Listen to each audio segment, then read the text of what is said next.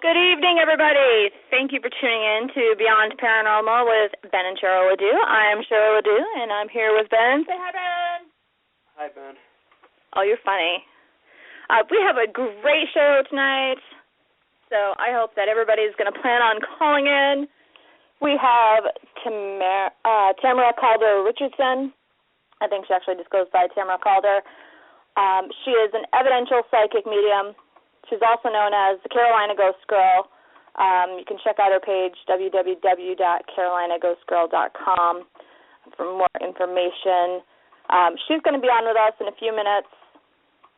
And I want everybody, after she talks and everything, to call in 818-431-8214. She's going to be giving live evidential psychic medium readings to some lucky listeners. So everybody that's online with us, if you want to talk to her, you want to reach out to a loved one, you have a question for her, something, you've been pondering, want to know, maybe she can give you some answers. So make sure you give us a call. Write it down. Again, the number is 818-431-8214. If you need the link to our page, you can always go to my Facebook page, Cheryl LeBlanc Ledoux. You can find me under, or Benjamin Ledoux. All the information's there.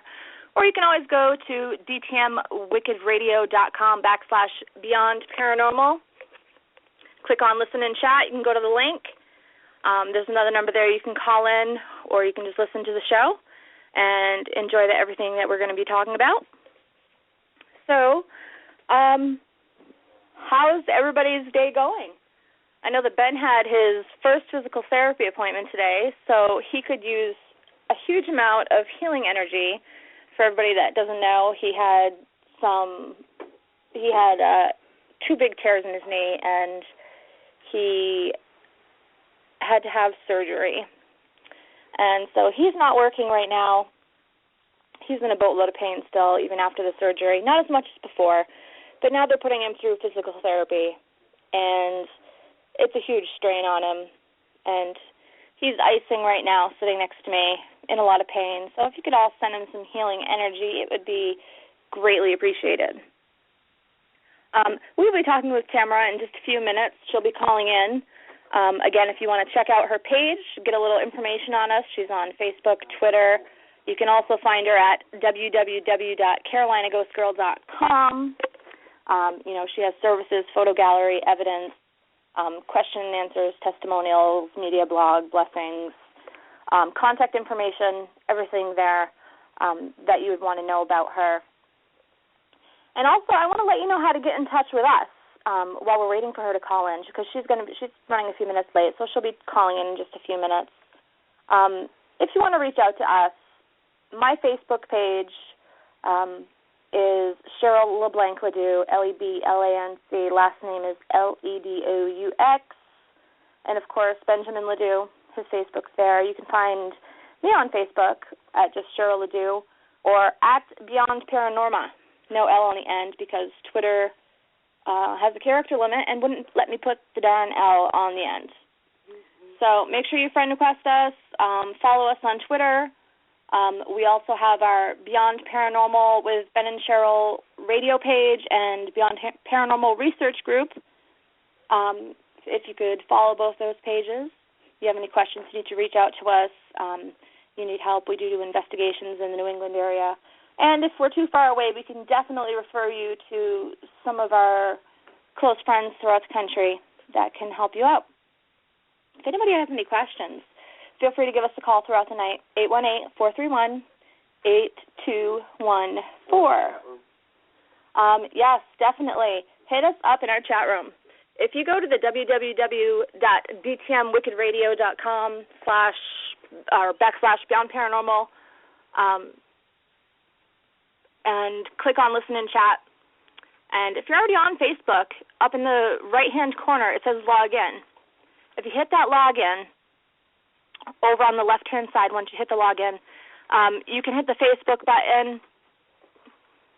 It'll log you in using your Facebook name, and you can get into our chat room and talk with us throughout the show, ask questions there, ask our guests questions there, and, shoot the breeze with us. We kind of joke around in there. Sometimes we're serious. Sometimes that's just where we kind of joke offline. But we will make sure that we read your questions out loud if you'd rather post them there rather than talk live on the air. So it's a really good place to go. So I hope that you guys do. And,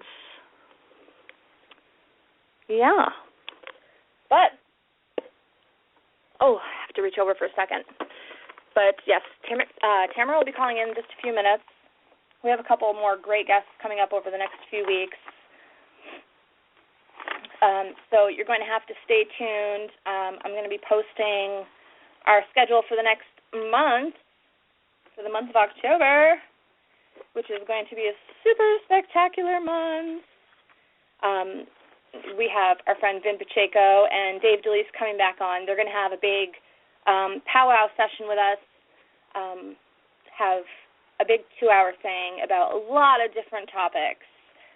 We're settling on a date. Hopefully we'll have that settled tonight because I want to make sure we get that in before Halloween. We love to talk about lots of different things, aliens, ghosts, spirits, phenomena, Bigfoot, different supernatural things. I mean, there's different things coming out of the woodwork now. Government conspiracies are something I love to talk about because I follow a lot in the news and politics. And, someday I'm going to have one of those helicopters swooping around my house and landing in my yard because of some of the things I ramble on about. But, hey, you know what? My friends like the same stuff, and we tend to ramble on Facebook and talk about it. And if they don't like it, too bad. Because, you know what, this is real stuff. It's not something that we're just making up. These are things that are going on in the world and things that we need to be aware of. So, yeah. What's going on, Ben? My poor baby. He's just laying with an ice pack in pain. So I really hope that everybody can just send him a little bit of healing energy because he is not feeling well tonight. Like I said at the beginning of the show, he had his first physical therapy appointment today. And he is one hurting kid today. So he'll be joining us in just a few minutes once that ice pack warms up. But Tamara, once again, she's going to be calling in. She is an evidential psychic medium. We're going to talk about how long she's had this gift, what exactly an evidential psychic medium is. We're going to talk a little bit about spirit communications, ghosts versus spirits, the laws of spirits,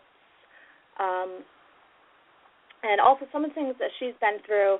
And like I said, she's going to be taking live calls and doing some evidential psychic medium readings for some lucky listeners. So probably towards 9 o'clock, I want everybody to get on your phones if you're not already, 818-431-8214. I want these phone lines ringing. We're going to take some calls. She's going to give some free readings. I know that she's very well known through the South as the Carolina Ghost Girl, and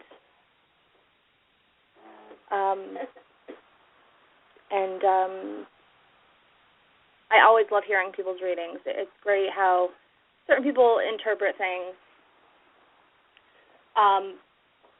If you have any questions, like I said, go to her website about her, CarolinaGhostGirl.com. She has a great paranormal question and answer section. How does medium life path reading work? What happens when you die? A lot of different topics that, some of them we'll touch on tonight. But if you don't have a minute or you missed something, make sure you go to her page. There's a lot of great information there. And I hope you're all supporting DTMWickedRadio.com. We have some great shows throughout the week, and I know that we have a really great one on Saturday night coming on iHeart Shavo. So if anybody is a DTM person and you haven't listened in, it's a new show coming on, and he's from, which band is it? Denny, you got to help me out with this one. I don't remember. Wicked Weather's also on Saturday, which is pretty cool. System of a Down. System of a Down. Thanks, Tiff. Which I love System of a Down. That's a new show we have. And when is that going to be playing, honey? That will be playing. It'll be Shavo Odajane, the bassist of System of a Down, Kendall, and the Prodigal Son. It will start this Saturday from 9 to 11 Eastern Standard Time. And their first guest is George Clinton of George Clinton and the Parliament Funkadelics. Next week, I believe, is Trent Reznor. And if I'm not mistaken, I might be talking out of turn here, but I think the guest after that is Kanye West. Oh, my God. I'm baffled. That is going to be like an amazing show. I'm so jealous. It is, and all that you can find on dtmwickedradio.com and iHeartRadio. And as we all know, DTM Wicked Radio is the best network on the Internet, so I hope that everybody's tuned in. Because we have the best hosts. We have the best producers. Thank you. But it's because of our hosts. We're very proud of everybody, and we're growing, and it's because of you guys. We're very proud of you. And as always, we have Beyond Paranormal, and, you know, we have some awesome kick-ass shows. We're proud of you guys. Thank you, honey. Yeah, we're slowly building up our numbers and gaining a little bit more popularity. And we're just waiting for our guest, Tamara, to call in. She said she'd probably call in about 10 past. So let us know when she does. She should be with us shortly. We're going to talk to her. Got it. And then, thank you, honey. And then we're going to be doing some evidential psychic medium readings. So make sure you call in if you haven't written down the number, 818-431-8214.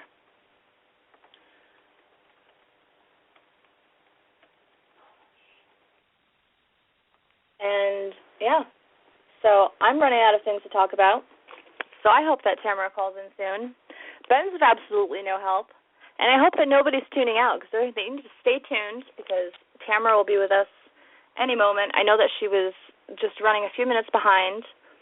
Oh, what I can talk about, yeah, on the way to soccer practice today, my brother decided to take the dog for a walk and go off the beaten path and take a new trail he hadn't taken. Thankfully had cell phone signal, and he reached out to us, barely any signal, and he was lost with my dog out in the middle of nowhere. Thankfully, we had iPhones and kind of knew which direction he was headed and kind of figured it out and ended up meeting him at a road. So it didn't take too long. Didn't have to call in the police or anything. And talk about our new discovery. Which one? The media room. Yeah, you talk.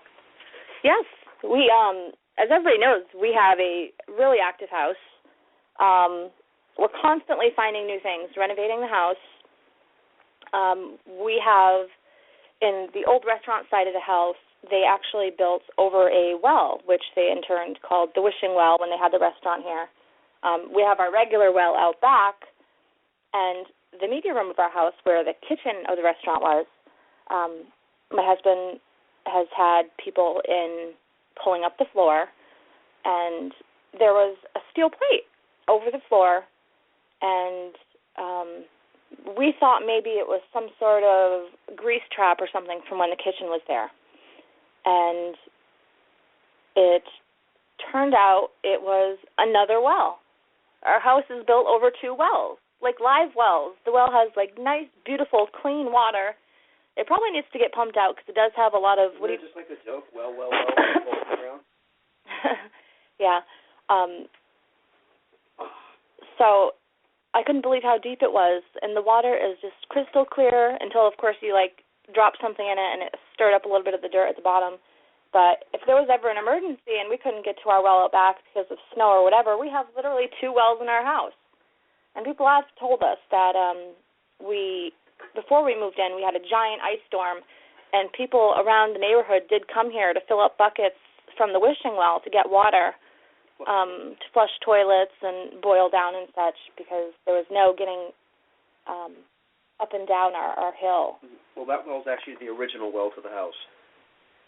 When we pulled the stairs out, we actually found the original sidewalk that came up and went to the front door. Well, not you, the people that you hired to come in. Well, yeah, but we found the original sidewalk that goes up to that, where the original door was, that we found the door frame, and we found the front door, which is just still in our wall.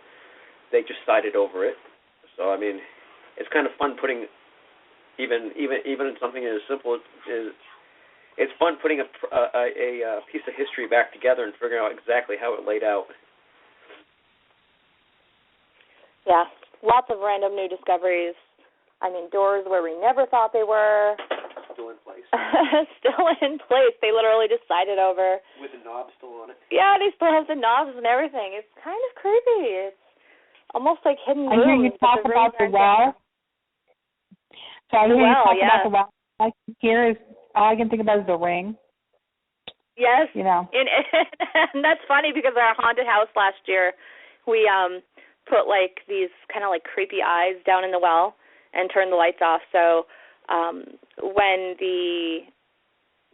everyone looked down, all they could see were these creepy eyes. And Ben took these, you know how you get those like haunted hands that you stick in the ground to make it look like something's coming out of the ground at Halloween? Well, he had those at the top of the well, so it looked like something was crawling out. These little kids were like freaked out beyond belief. Now I just want to call you randomly and be like, 7 days. Yeah. My girls are already asking about. My girls are already asking about if we're doing a Halloween thing this year. All their friends are just, they love our haunted houses. I think we're safe because that was on VHS and I don't own one. Yeah, we won't be playing any random tapes. But I do want to let everybody know our phone number 818-431-8214. Tamara is with us. She is on the line. She is an evidential psychic medium, also known as the Carolina Ghost Girl. Hi, are you there? I am. Good evening. Hi, how are you doing tonight? I'm doing good. How are you doing tonight? Oh, I'm just rambling on to myself. Well, so now is Ben on there with you? Yeah, Ben is right here. He's icing his knee. He had his first round of physical therapy today after he had surgery on his knee, so he's sitting right next to me. Ouch. Hey, Ben, how are you? I'll be all set in a minute. Hopefully. Okay. All right, just ice down that knee. Yeah, that doesn't sound like fun, but hopefully that's past him now, right? No, I just got a small fluid buildup because my ACL's irritated. And okay. It just made it worse, so it's just starting to fill up a little bit, and I just need to cool it down. Yeah, absolutely, inflammation and so forth. So what was I'm trying to think, bromium. That's really good for inflammation, especially if you're an athlete or if you're on your knees a lot. Bromium, and what is the other one? Glutamine helps with healing. And it helps with inflammation, so just FYI. So, look, thanks for having me on tonight. Thank you so much for coming on. I know that we tried to get you on at the beginning of the summer, and we just couldn't connect. And then not long ago, you had some stuff going on with your family, and you needed some time. But we're so glad that we could connect with you now. Yeah, my dad had passed. So I think he passed, actually the day he passed was the day that I had the radio show. So I had to be at the hospital. So that was kind of an odd thing. But then Mara Geist, who is and also an evidential medium, was on the show and had a really good time. She said she really liked you guys. Yeah. I'm so sorry to hear about your father. Oh, thank you. I appreciate that. Yeah, that's that's tough on anyone. Even though I'm a medium and I do know that life goes on, it still is difficult when you have a loss. I still have to go through the same thing other people have to go through. Right. Yeah, unfortunately, our family has gone through a lot of tragedy the past couple years, and we've lost a lot of loved ones. And I know a lot of people, a lot of friends have gone through the same thing lately, and it's never easy, no matter who you are, what gifts you have, or anything. There's no such thing as being too prepared for that to happen, even when you know it's going to happen and you're yeah. Well, it's going to happen. You have no way to avoid it. That's why you need to just go out and have fun and live it. live life. Have fun. That's the whole thing. If you worry about dying at all points in time, you'll never enjoy yourself while you're here. Absolutely. Life is for the living. And, that keeps coming up time and time again in my readings about people that get too serious a lot about life or the details. You know how people get hung up about career or family or whatever, stuff. When is it going to happen? I don't want to know when it's going to happen. And the picture is, over with. The what now? I don't want to.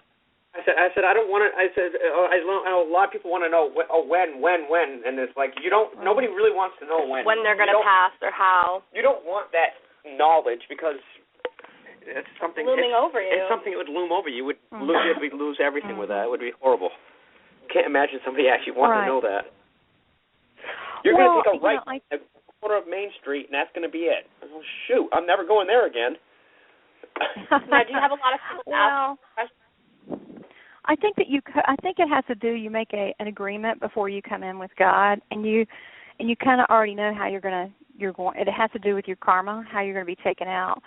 So, some of it's peaceful, some of it's not. I think you co-create in that. I think it's a choice. Of course, we don't really remember, but, it's, to me, knowing that, life does go on and that our loved ones care so much about us and that, when you do experience people that you love passing, it should make you appreciate the people that you do love around you and be grateful that the life that you do have and not get hung up on the small stuff. So I think it should do that. It should make you embrace life more. Do you have a lot of people ask you about what their fate is going to be? I never tell that. That's, to me, unethical. I guess maybe I should start a little bit, maybe a little bit about me, kind of how I got into all of this and the evidential medium, and then maybe kind of answer that question about ethics and fate and death and all that. Occasionally that will come up, like if someone is in a hospice or something and everybody knows something's going to happen, but I feel like there's certain things that I feel like that shouldn't be answered and so forth, but if someone knows they're going to pass or if someone's in bad health, I may say you may need to go visit them, but I just, sometimes I get a feeling, but it's really cute. I'll ask if someone's going to pass, and you know what they'll tell me on the other side? We're not decorating for the party yet. Oh, goodness. If they're not ready. They think it's a party. Like, Romeo and Michelle's high school reunion where you're walking down, like going to your high school reunion, it says class or whatever, and then the people go on and go, yay, it's a party. They think it's a party when you cross over. So, they have a different viewpoint. Yeah. Well, it is. If you being spiritual in a medium, you know that. It's not the end. It's just a transformation to something new. Right. Greeted by everyone you've loved and lost, and family members and friends and everything. You are, and also it's a lot of people. It's more than just. And imagine if we're eternal spiritual beings and we live forever. We've had multiple lives. I pretty much think it's like a treadmill, like Groundhog Day. You're like, oh my gosh, I got shot. This feels good. Screw it. Let me look at everybody for a while. Why are they so upset? Oh, time to get another body. So it's so much bigger than people imagine. To me, it's not a finality at all. I think a lot's going on. I think the soul is huge. And so they tell me things, all the time. Also, when heaven is not an end destination. When you get there, people do stuff there. Like if they like building canoes, they'll build canoes. You get to do whatever you like. If you like to, play with dogs, you get to play with dogs. So it's a whole different dimension. But, as far as me, I was born this way, and I could sense spirits and so forth, and I was always psychic. Didn't really always go over with my mom because she didn't understand that. I think it frightened her a little bit. But, early on, I didn't know some of the spirits I knew that were relatives, but as time went on, I had people I didn't know that would come to visit me, especially at night when I'm going to bed. It's the worst time. I couldn't really explain it. I didn't have anyone to talk to, so I learned to shut it off. As time went on, it took me a long time to realize those people were just excited I could hear them, and they wanted to tell me about how awesome their grandson is or something.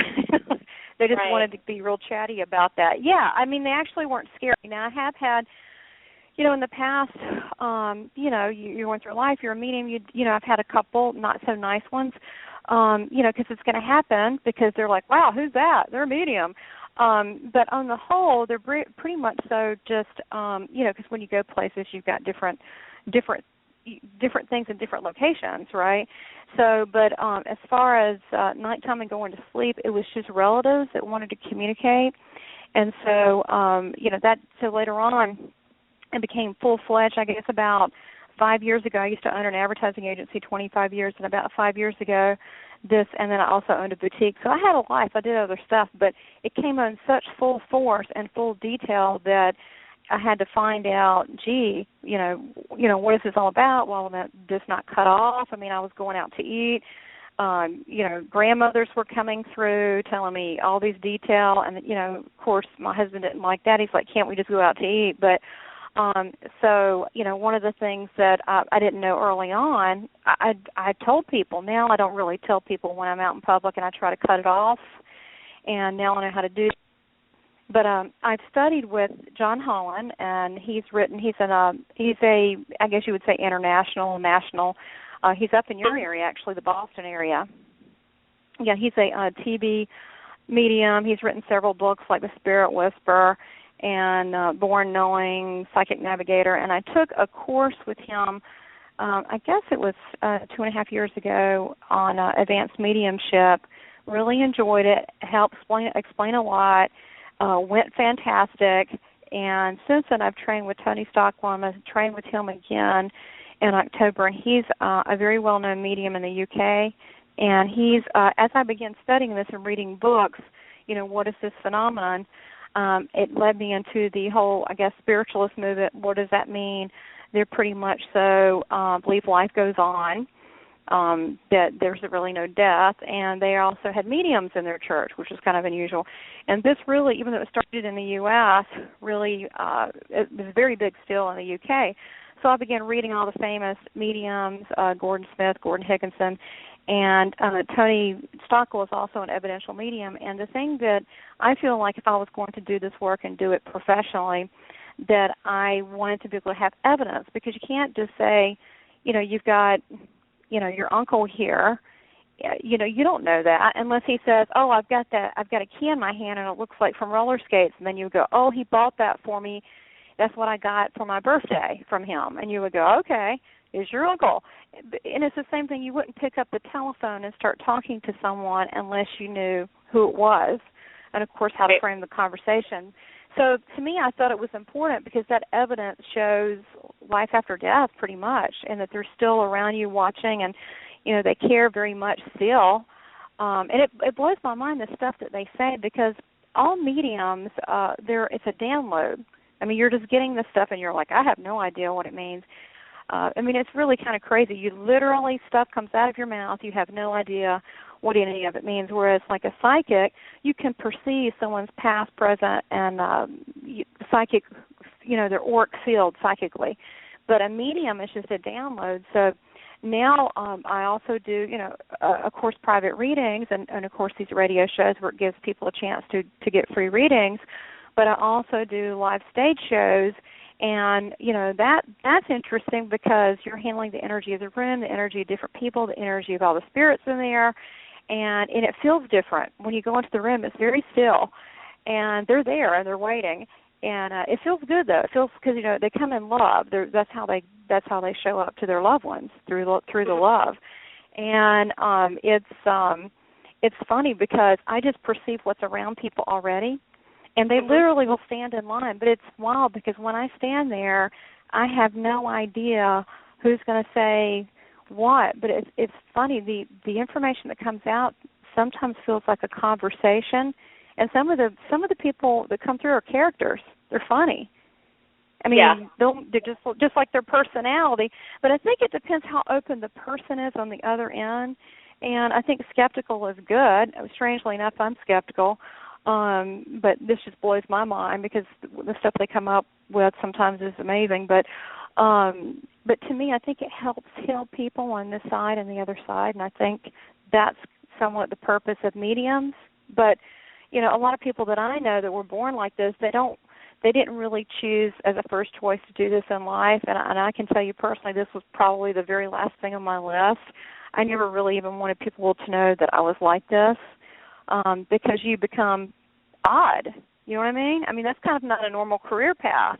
And so, but it helped. Well, many years ago, this kind of thing, people perceived you as, the freak or the witch or, right. some sort of psychosis. It wasn't recognized as right. a gift or a science. I think it's a lot more informed now about what it is and more accepted. Well, that's true. You're right. There's a time that it's a little bit more acceptable, and it's funny because I've gotten, when I do these medium courses, and there's a select handful of mediums there, and we team up. They always tell me that my grandmother and my great aunt, that they had abilities. Well, I don't know that. They didn't talk about stuff like that back then. I can't validate that. I mean, maybe that's true. But, yeah, you're right. I mean, even with the Long Island medium, I know some people don't like her, whatever. I'm sure she's a very nice lady, and she does seem to be gifted. And a lot of that's entertaining the show, and some people don't like that. But the fact is, it made mediums a household name. Like they can have a family and kids, and they can, they look like regular people, and they live next door, and so it made it not so scary. So I think she did that more so than like John Edwards. You know what I mean? John Edwards is very amazing medium, but he's more standoffish, where Long Island Medium really embraces her people. Whatever she's doing, she's very friendly. So I think that those types of things have really helped. I also think people are more open now than they used to be, way more open to a lot of things. So, I mean, that's why you have an increase in people watching these paranormal shows, which I was always interested in as a kid. I mean, I was a big sci-fi and horror fan. I mean, I don't like people hurt, but, I had no problem with a werewolf coming in or a dragon and, disemboweling 10 people. I still I like those kind of horror movies with the creatures, but I think that the paranormal, people are interested because they just want answers. So that whole thing has, been an increase because of the demand from people out there. I think that their awareness overall, even the average person's awareness, I'm noticing the people that I read, you'd be surprised at people that you would think, oh, they're an executive, they don't know. These people, they ask these same questions. You'd be surprised how much they look at the paranormal and similar. I mean, people are a lot more open now, I think, than they ever used to be. Definitely. I mean, you probably see that on your end. Oh, absolutely. And, I know that we get phone calls from people that are skeptical, very, very skeptical. Well, sure. Definitely interested. Things going on in their house. Well, I don't think it's a spirit or this or that, but we want you to come out just to make sure. And, sometimes it is. We can collect evidence, and sometimes it's completely debunked by, you just have an old house that's settling, creaking, An old house doesn't settle. Well, you know what I mean. A new house settles. An old house does not creak, settle. It settled a long time ago. This house is settled hundreds of years ago. It is not going to settle any further. It's done. Settling is like the cop-out for debunking a investigation. Oh, the house creaked, so therefore it has to be settling. Oh no, the house is 100 and something years old. It's gone where it's going to go. That's it. Okay, but we can say things like we have found squirrels in attics. Yes. Things like that. Right. Bees. We have been on properties where we've had furniture thrown across the attic. So it goes both ways, and I think a lot of these TV shows that are out, I won't really name any, but they do psych people up. They think that they're going to go and start a team, investigate themselves, and it's going to be this massive adrenaline-rushed adventure. It's 99% boredom. Yeah, and, being, scientific about it. Sometimes the most fun you have is just setting up the equipment. Yeah, and it's really, It's not. It's collecting evidence. It's, I think it's different from your point of view where you can talk to spirits and know and see them, but from our point of view of, more scientifically, we can't just walk into a room. Right. We can feel things. Ben and I are both sensitive to an extent where we can feel different energies and everything. But we won't necessarily tell a client, I can feel energy in this room. I definitely think it's something. Definitely we don't do that. If we don't have evidence to support that, we definitely don't say anything. Sure.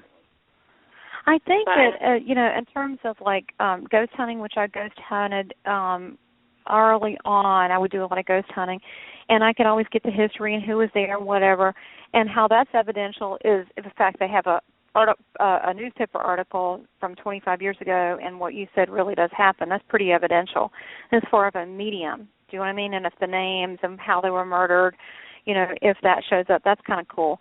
But I would say on the whole, from, as far as ghost hunters, and especially friends that I have that are ghost hunters, you have to come in and give legitimacy to that field. And if someone really has a concern in their home, you're really trying to rule out anything that could be normal, or it could be a pipe, or it could be whatever.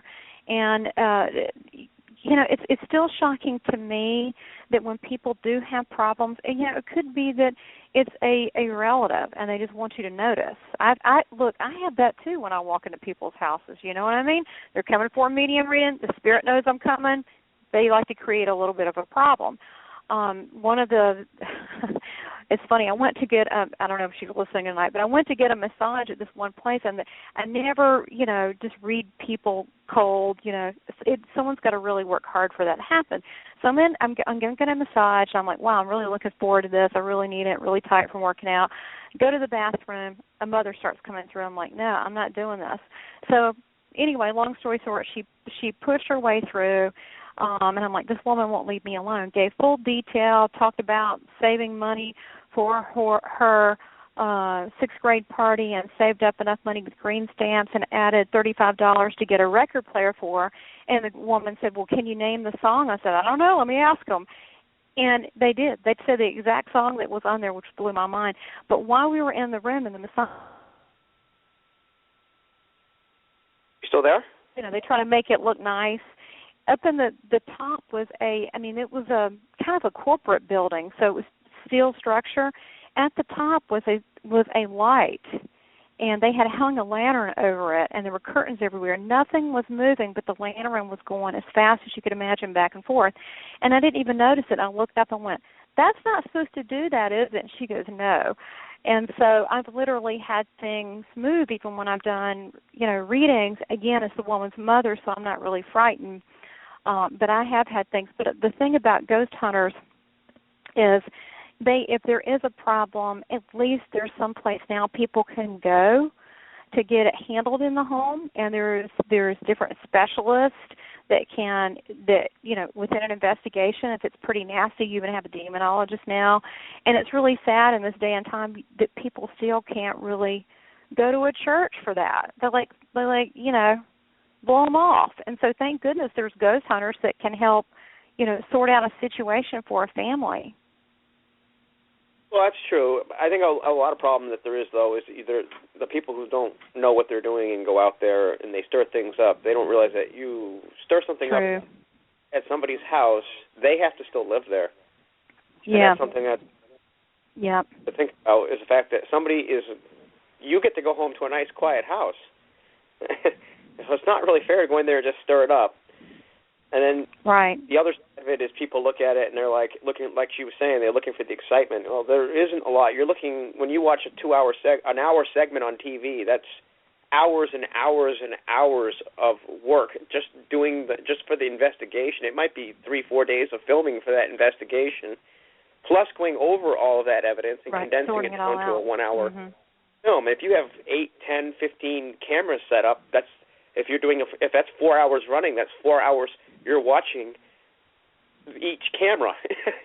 So people don't realize how much work actually goes just to doing the evidence side of it. It's a lot of work. And like Cheryl said, we are sensitive to a point. We don't set it up. don't like say, oh yeah, there's something here, but we do use it for, oh, this might be a good place to put a camera, or you know, that we might want to do this here. That I think this would work, and we just use it as a guide as where we want to set up, where we think we'll have the best luck. So I mean, that's Go ahead. I was just saying that's how we use the sensitive side of it. We just use it as a guide. Right. Well, I mean, it can definitely be a plus, just so you kind of know where to conduct the experiment. But let's say you do find something. There's several things that are unexplained that are on the video or EVPs or whatever it may be, or maybe personal experience that similar people have the same experience of being touched. Adding to it or whatever. At some point, do you ever bring in a medium, or what do you do for the family to help them so they can have their home back?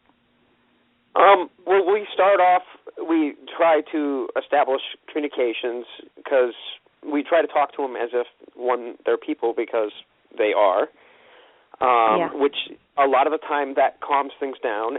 If it goes beyond that and we can't, then we have a couple people that we call in as a medium to go in and do what they can do.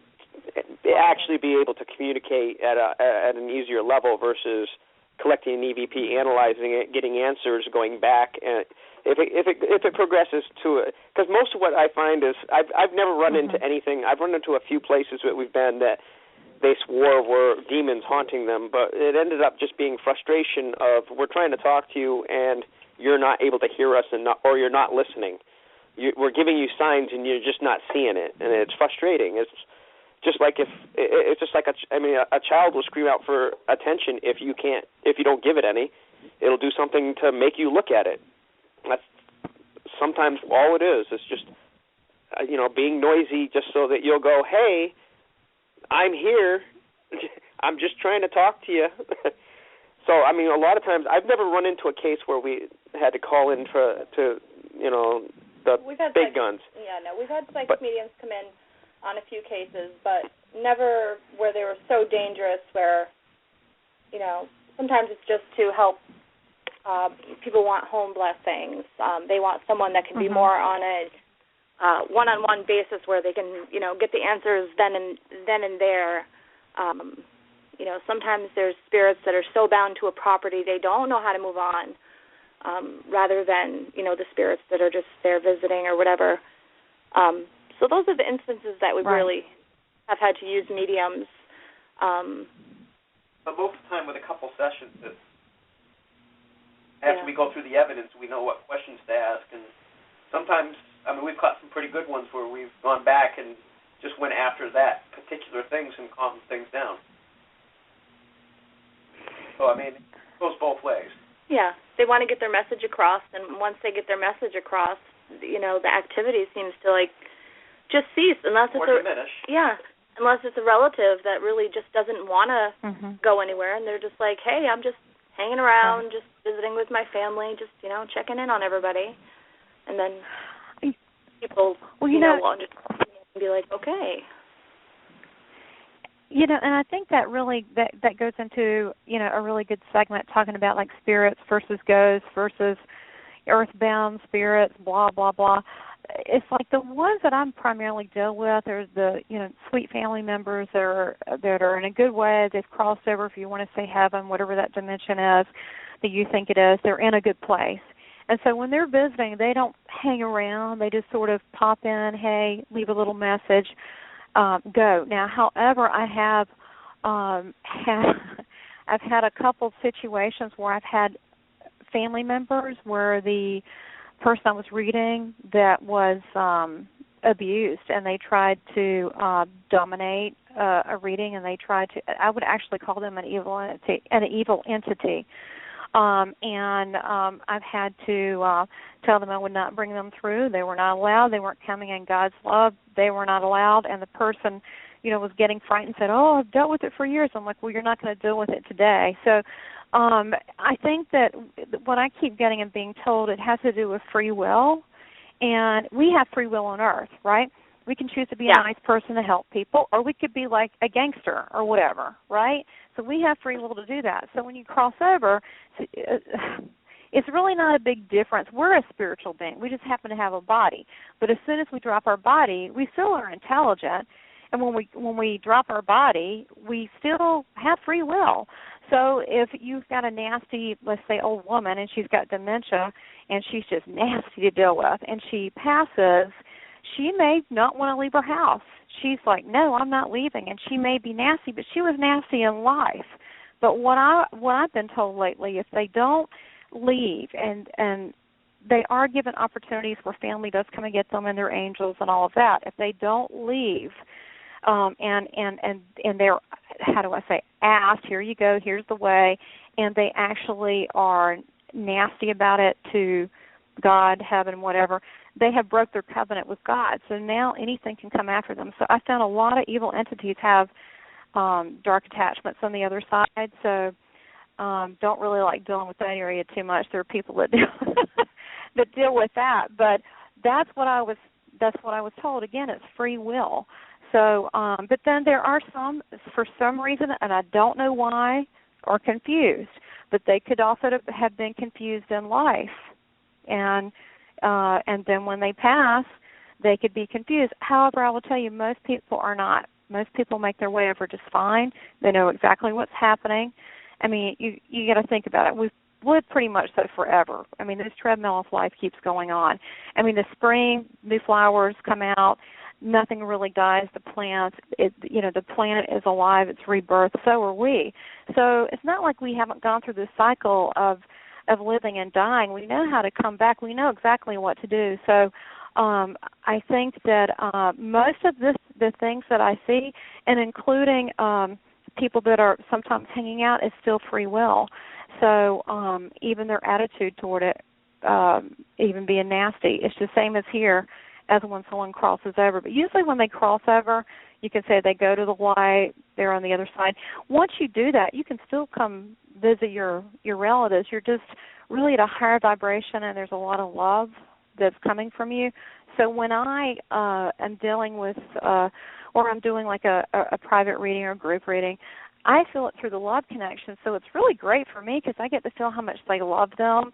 And that just is such a good feeling. It's like a high, and it's coming through in such a higher place. I enjoy that, but I think there's a need for both. And I also know there are mediums that work just in helping people cross over, or they work in the ghost hunting field. And I think, that's completely necessary. There are people that have no other place to turn, except for ghost hunters, that have decided to step up and to do something about this to help people. I think mine is more of closure from an emotional and spiritual standpoint from people that have crossed over. It's more for the people here, you know what I mean, that miss someone. I think it's more for them. Not that I'm sure they like that too on the other side, but I feel like that it's more for the healing of the people left behind here. Pretty much so what I do, but yeah, to me, I just think it's it's such a gift, what I'm able to do to help people. So I'd love to be able to offer some readings tonight. Yeah, definitely. And I know that we have the word out, and people will be calling in. I told them a little bit later in the show. Awesome. We did want to talk to you a little bit about how did you get the name Carolina Ghost Girl? Well, it's funny. I was like, that is so funny that you mention it, because that was something that when I first got involved, I was very involved with the paranormal, and to me it was tongue-in-cheek, and I wanted something that looked kind of antebellum because I'm from the South, and I'm also kind of Frenchy. I mean, my house was kind of Frenchy. I'm kind of Frenchy looking, and it has that kind of antebellum look. The Carolina Ghost Girl, I think that a lot of people don't really know the difference between spirit and ghost, and I thought it was catchy.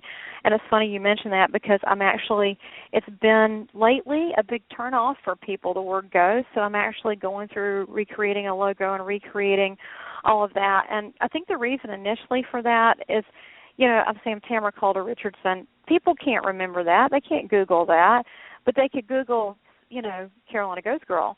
I mean, people remember, catchy things, versus, whole names. I'm like that too. I mean, you're going to remember red feathers, maybe a store. Red feathers, you're going to remember that more than Bob blah blah blah. You know what I mean? I'm horrible on names sometimes.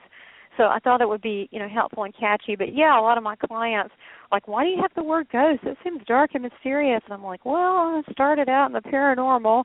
I used to do a lot of paranormal investigations, and then I could remote view. So I've also chimed in and helped on cases, remotely. I don't have to be there, and have, read what's in the house and what I perceive it to be and all of that pretty accurately. I've even read some of the same places that, like Amy on the Dead Files. But I just kind of choose. There's a lot of things you can do in the paranormal, but I feel like that's not really, my calling. If it comes up and if it's necessary, I'll do that. But I really enjoy doing more of the stage work, kind of like the, kind of like what James Van Prague does and all that. I enjoy that a little bit more. It's fun. It's a little lighter.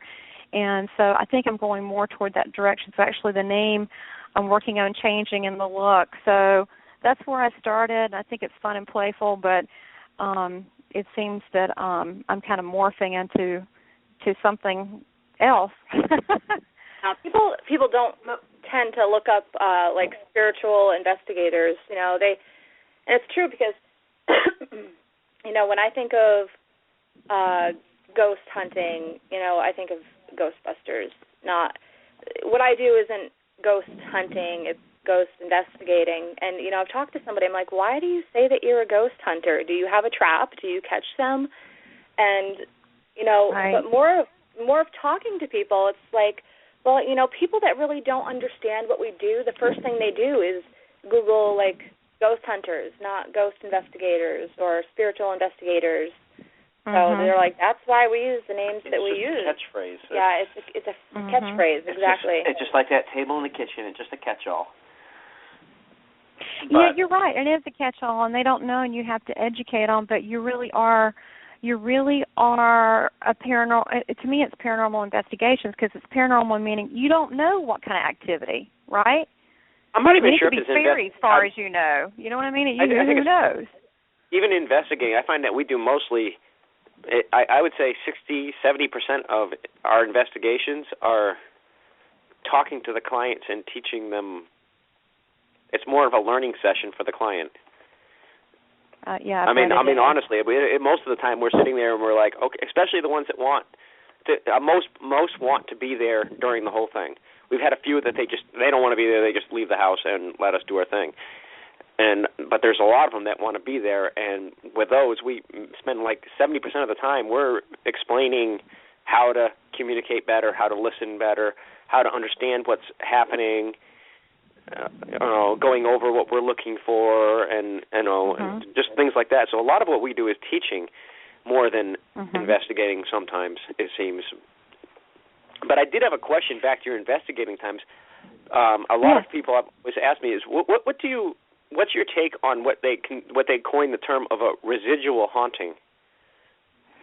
To me, I feel like a residual haunting is like playing like a record player, like a loop on and on. So you get the feeling someone is coming into the kitchen, cooking dinner, and then walking back out. That can come in all the senses. That can come in a visual, and a smell, and a sound, and it's like a recording.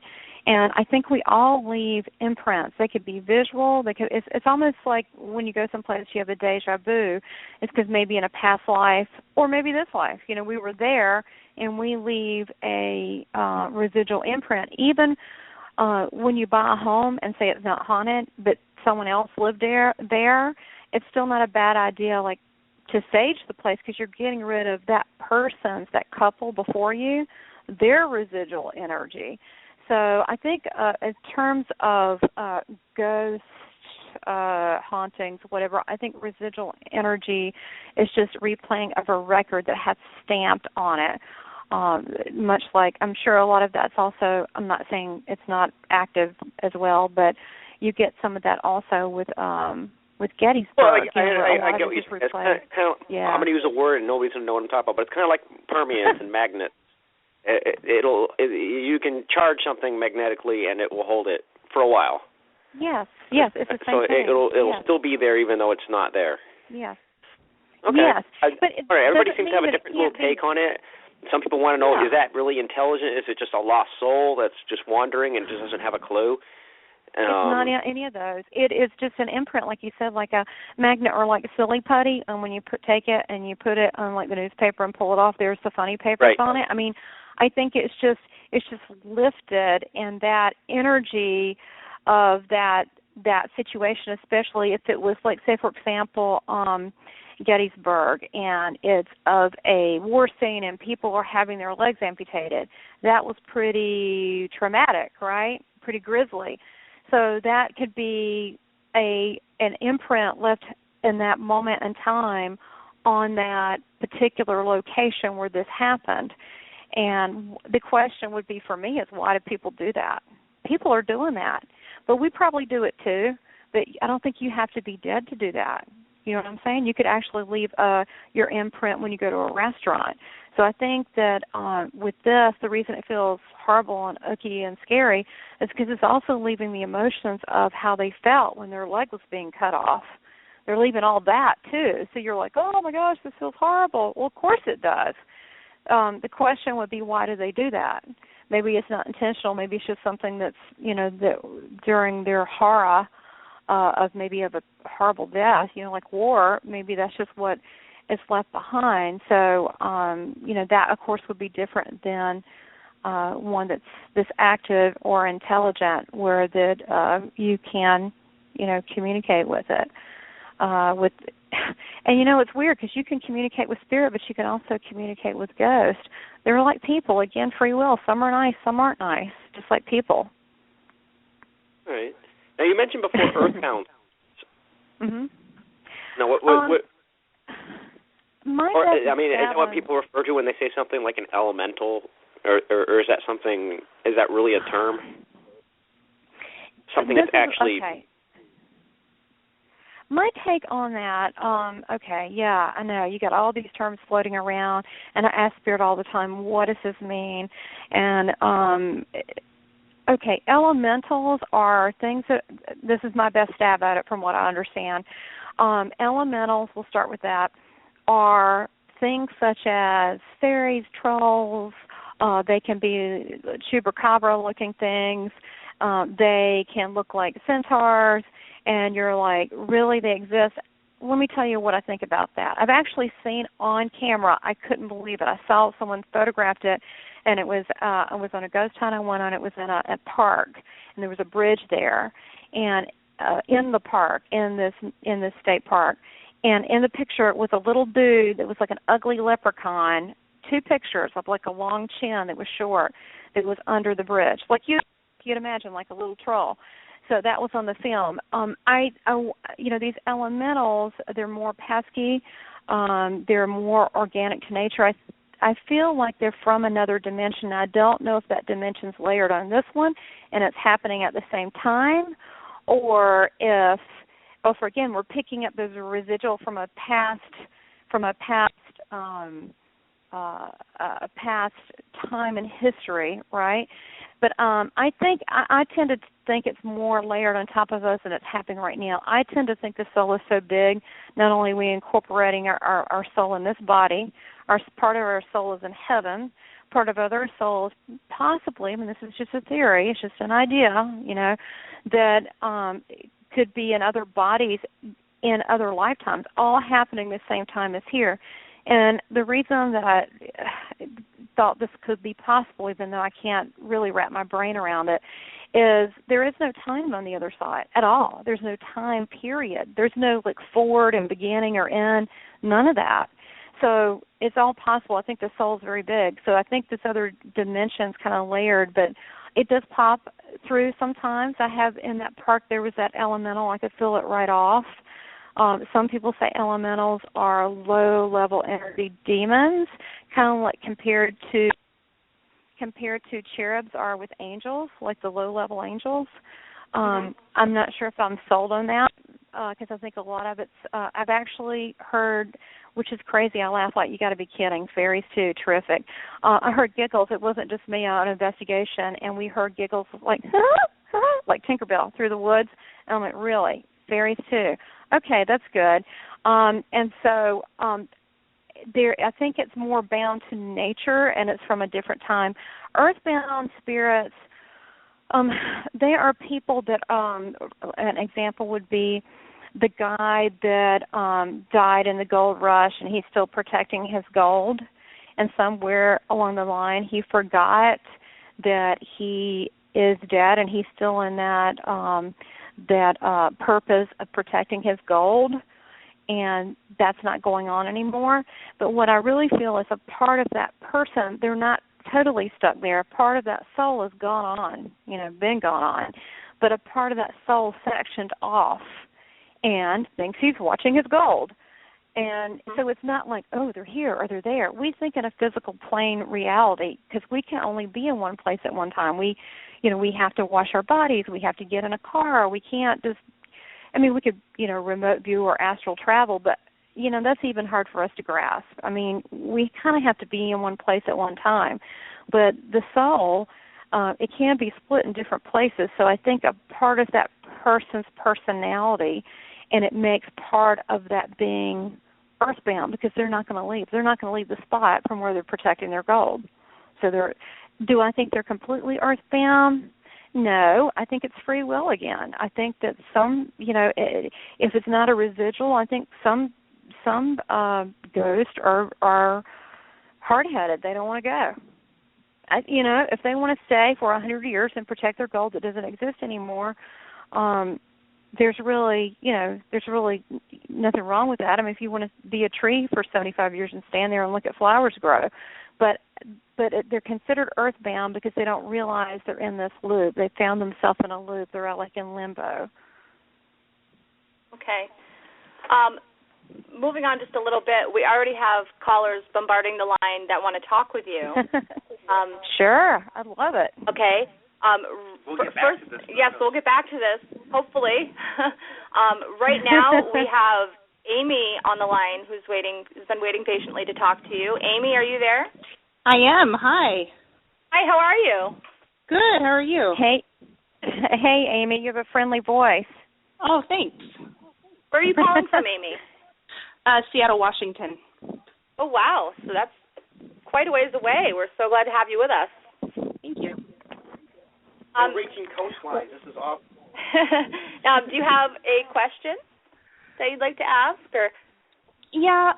I know she doesn't want to get a lot of information because she gets it from, the spirits that she talks to, but I have 2 boys, and we're going through high school, and I'm sorry, I'm getting emotional, and it's just a really hard time.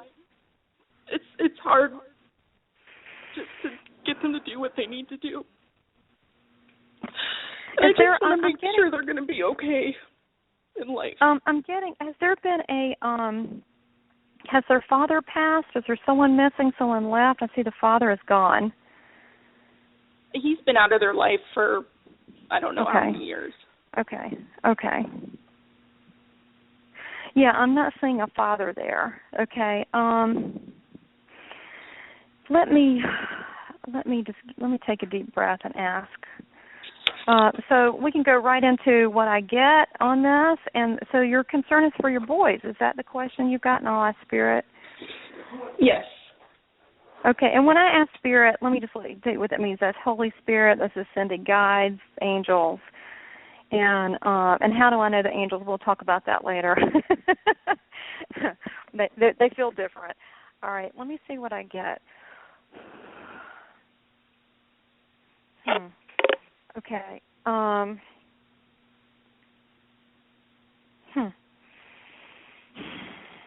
Okay, first I'm looking at the someone's stepping forward. They want to talk about the kids. So this is how this is happening. I'm feeling like it feels like a grandfather, and he's stepping forward and he wants to talk about the kids. And he's saying like I'm getting a name. Now names can be a place, person, or thing, living or dead. So I'm getting like I don't know, it feels like an Ivan. Does this sound familiar to you? Ethan is my son's name. Oh, Ethan. Is this now? Oh gosh, is this you, Cheryl? No. That's Amy. Yeah. Okay, Ethan. I'm Amy. Okay, good. Okay, Ethan. Okay, good. I was like, oh goodness, they're giving Cheryl a reading instead of Amy. Okay, I'm trying to block good. energy. Sorry. Pardon? I'm trying to block Sorry. energy during your reading. Sorry. Oh, that's okay. Okay, so Amy, so Ethan is one of your sons? Yes. Okay. Okay, so I'm getting that. So there's a grandfather coming through, and let me see. Let me define this grandfather because, their relatives watch over them, and I feel like the kids have guardians around them. So let me find out a little bit more. Because he's talking about a learning disability, so let's see who this person is. Let me ask him who he is. Let's see. Maybe it's on the, usually I see the, if it's on the mother's side, I look to the right. If it's on the father, I look to the left. If it's a friend, I look to the middle. I kind of discovered that's how they work with me. I'm kind of leaning more to the left, so maybe it's on the father's side, a grandfather. Let me see if I can, how I like to do this is paint them back to life. I want to make sure you know who this is because then he's going to talk about your boys and give you, because he's watching them. Let me see here. Let's see what he gives me. He put in my hand a fire truck, okay, and it with a ladder extended. Okay, so I don't know what that means. I don't like to give any more than what they give me. Does that make sense to you? It could just be a toy. Yeah, they gave my other son, Tristan, a fire truck, I think when he was really young, for his birthday. Okay, so this would be your grandfather. Let's see. Okay, good. He gave him the fire truck. Okay, good, because he's really coming through out of, again, I feel that love, that heart chakra. It's really, he has a great concern, and as soon as you started crying, it was like, boy, he just came right in like I've got the boys, like he's looking over them. Okay, now he's showing me a little dinosaur, and I'm getting like one of the boys might have been interested in dinosaurs or plays with dinosaurs or there's dinosaur kind of thing. Okay. Yeah, Ethan loved those when he was little. Okay, so this is Ethan and the dinosaurs. Okay, so again, this is just his way of saying he's watching their interests and watching them, what's going on. Also, he's just going on. He's a doting grandfather, so we'll go with this for a second. He's showing, it kind of looks like that movie Toy Story, and he's showing like the little toy soldiers that are plastic and playing, and he's showing that, and he's showing Toy Story, so I don't know if that was one of his favorite movies. Does this make sense to you? Yeah, my boys were into those things years ago. Okay, because he's watching that. He's showing as they have grown up, he has watched them, and we'll move it to the future. He just wants to leave a couple things behind. What was the other thing? He also mentioned something. It looks like to me like an ant farm. It looks kind of like an ant farm, and this is, I don't know which boy, and he's watching them play with these things growing up. So so let me ask him about. I'm getting now. Is the other son? Does his name start with an M? Tristan. Okay, so the M. Could it be the grandfather's name? Would his name be an M? Let me ask him. Okay, he's telling me I'm getting a. Let me see. He just. It feels like a Michael connection. Does his name mean anything to you? No. Okay. All right. Let me see. Okay, let's keep going in the past. Sometimes they'll shout out names, and then we'll keep going. Sometimes it's right with it. We'll just keep going. Let's see what he wants to show me. Okay, what's he showing me now? Let me ask him specifically. Okay, he's here, definitely. Is there anything specifically you would like to know about the kids? Because I want to pattern this. I mean, we could go on. He's very interested, but I want to sharpen this just for exactly what you want to know. I just want to know that they're going to be okay as adults. Yes, and I keep getting, of course, he goes, of course, and I feel like he's a guardian with them, and he's also not alone with them. But I'm also getting there's some kind of I get the feeling like this is what he's showing me. He's showing me a sweater, and it's like he's putting a sweater over them. Like it looks like a nurturing thing. So I don't know if he ever wore sweaters, but he's like putting a sweater over them. Is kind of what I get. And and now I'm seeing a blanket, almost like he tucks them in every night. Let me ask him something specifically. I kind of get there's some kind of. Let me ask him exactly. It feels like to me a learning disability, or there. Let me ask him exactly what the name of this is. He's telling me.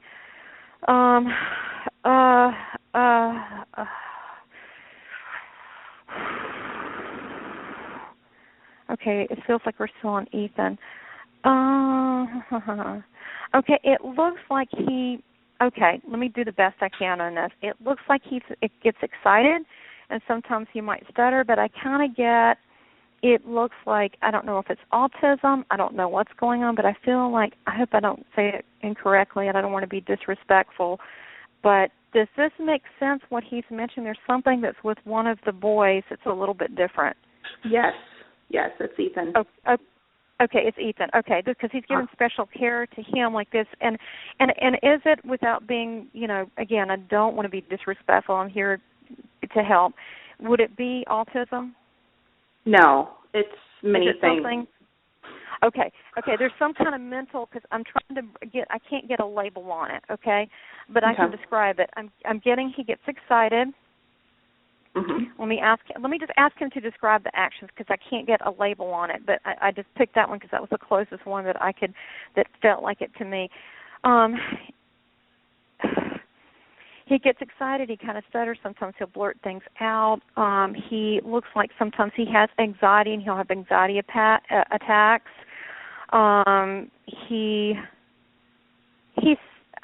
He's smart, but he looks at the world a little bit differently. I feel like now he's the younger one of the two, correct? Yes, and that totally sounds like Ethan, the description. Okay, because what's going on, I'm seeing the older brother is calmer, and he's always trying to, like, when he freaks out and has anxiety attacks, he's always coming over to assist him. Now, let me ask your grandfather here their ages on this. Oh, gosh, I hate doing ages. It's tough. All right. Okay, so he wants to do it a different way. Okay, that's fine. All right, so, oh, my gosh, all right, okay, this is what I'm getting. I'm getting like one feels like he's entering school and one is a little bit older, but then again, the other feeling I'm getting with that, I mean, it almost feels like first grade, but he's like, no, he's older. But so it's like there is I don't want to, again, the right word on this. He seems younger than he is. So let me ask him the age. So Ethan, he's just coming across a lot younger. I'm going to take they feel like they're both in grammar school, and it feels like one is younger than the other. The other one feels like he could be, let me get an exact age. Let me just crash and burn on this.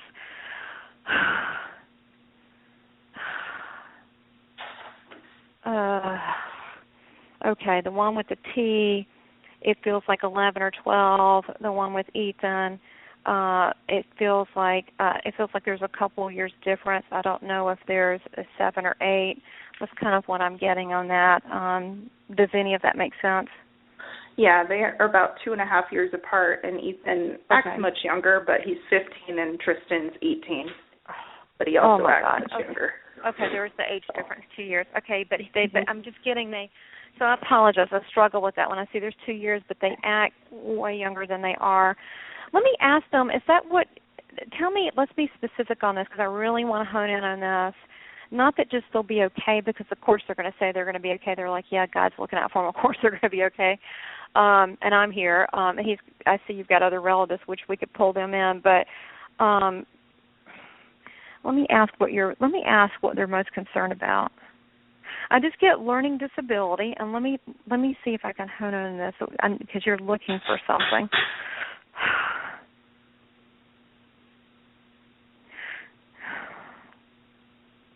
You know what I'm kind of getting? I'm getting, and you know, please correct me if I'm wrong, but I'm kind of getting the feeling that the question that I got from you, are they okay, which that could mean anything.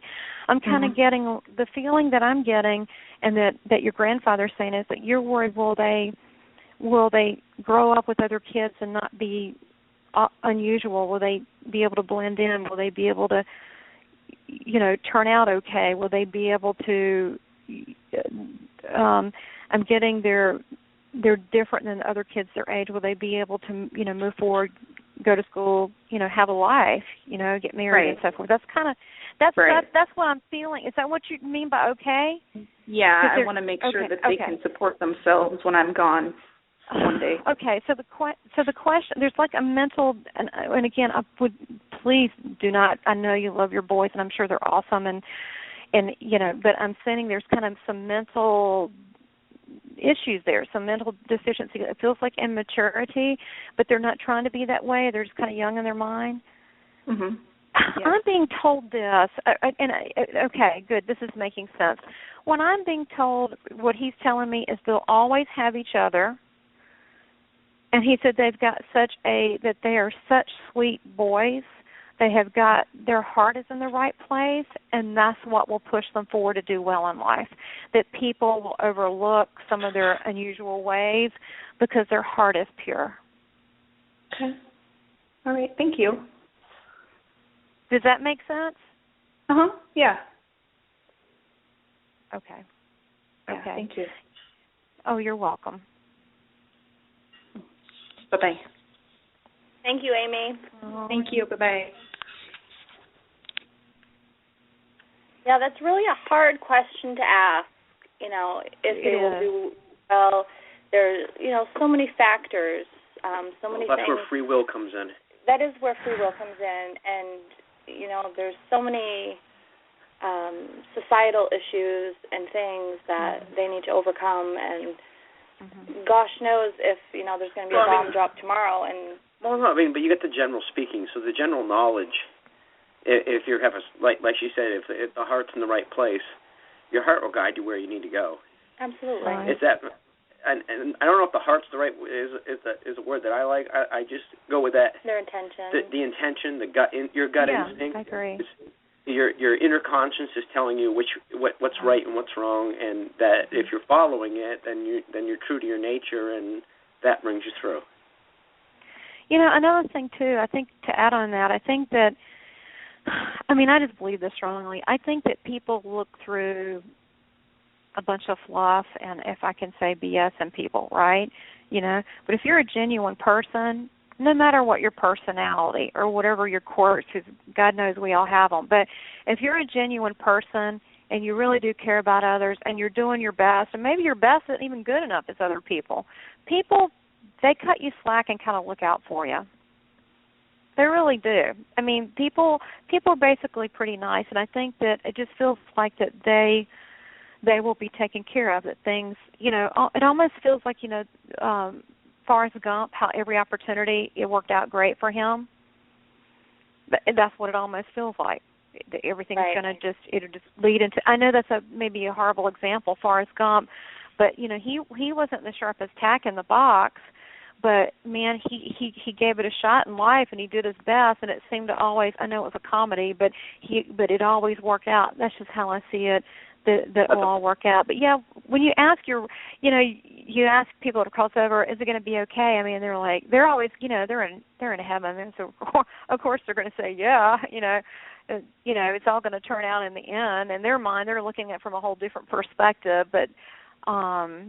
But yeah, that is a tough one to answer. But I do see they're very cute boys, and she seems like a really good mom that cares a lot for them. But again, you bring a kid into the world, and they have to make their choices. And at some point, I guess she's just worried, can they make it on their own? But I feel yes. So we do have another caller. All right, Dominic. Dominic, are you there? Hey, how you doing, guys?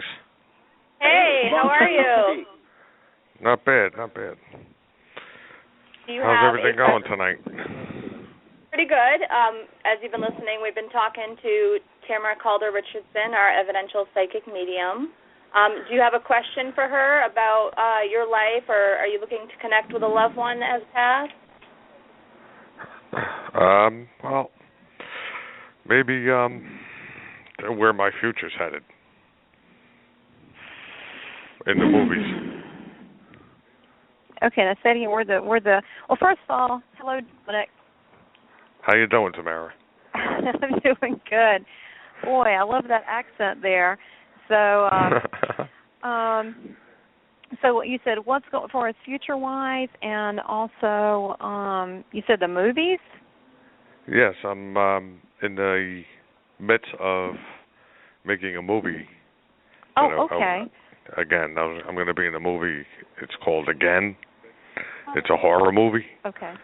And okay. I want to know what's going on with that and like my love life. Okay. And maybe I'll connect with somebody. Oh, gee whiz. All right. Well, you know what?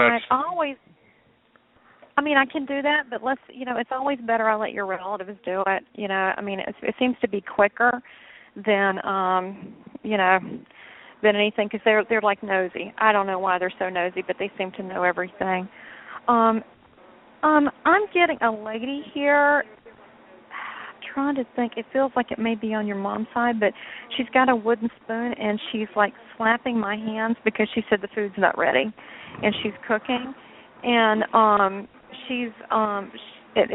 apparently she's stepping forward to be chatty about some of the things that you asked, but it looks like that she's cooking over the stove, and I don't know. It kind of looks like let me ask her what she's cooking. She said a dumpling, but at first I thought it was some kind of sauce, and then I don't know if it's like a pierogi or a pasta. Let me ask her who her name is. I keep getting the same thing, like a Rose or a Rosie. Does that make sense? Rose or Rosie? Yeah. No, not at all. Okay. Let me see if she's a grandmother or aunt, but this is one I'm getting here, and she's stepping forward. Let me see if I get more detail. All right. Okay, now she said something else. I don't know if she's referring to someone. I don't know what it is, so I'll just tell you again. A name could be past, present. It could be a person, place, or thing, or it could be someone living or across. So it feels like a Louise, a Louisa. I don't know if it's Louise or Louisa, if a man or a woman, Louise. Does this make sense? And it feels like it's Louisa. It's got like an accent on Louisa. I don't know if it's is it a man or a woman? Let me ask.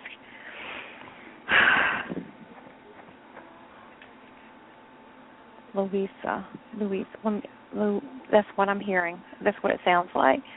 Does this sound familiar to anyone that you know? No. She's talking about she's holding it looks like beads in her hand, and it looks like it could be maybe a rosary. Let me see. And she's got an apron on. Let me have her step forward and give you one more thing, and then because I want her, she's obviously stepping forward with people that are around you.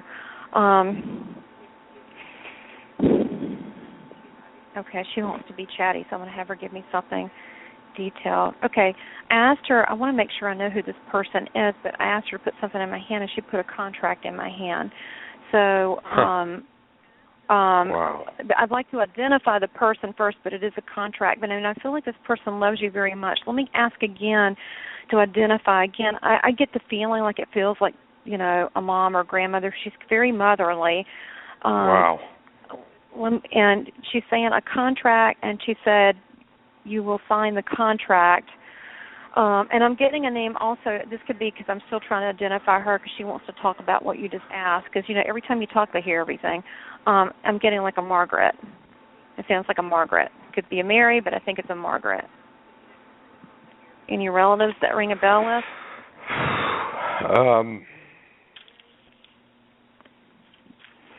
Margaret.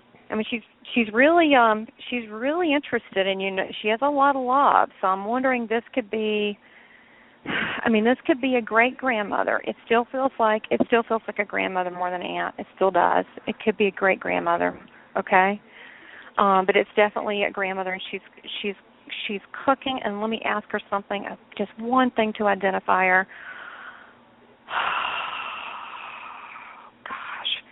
Let me ask her something. I feel like she's speaking a different language. It could be a great-grandmother.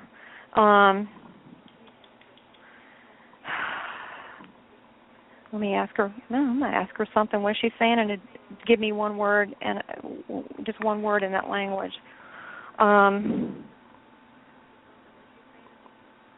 Well, my I think she's saying something like it feels like it sounds like a seal.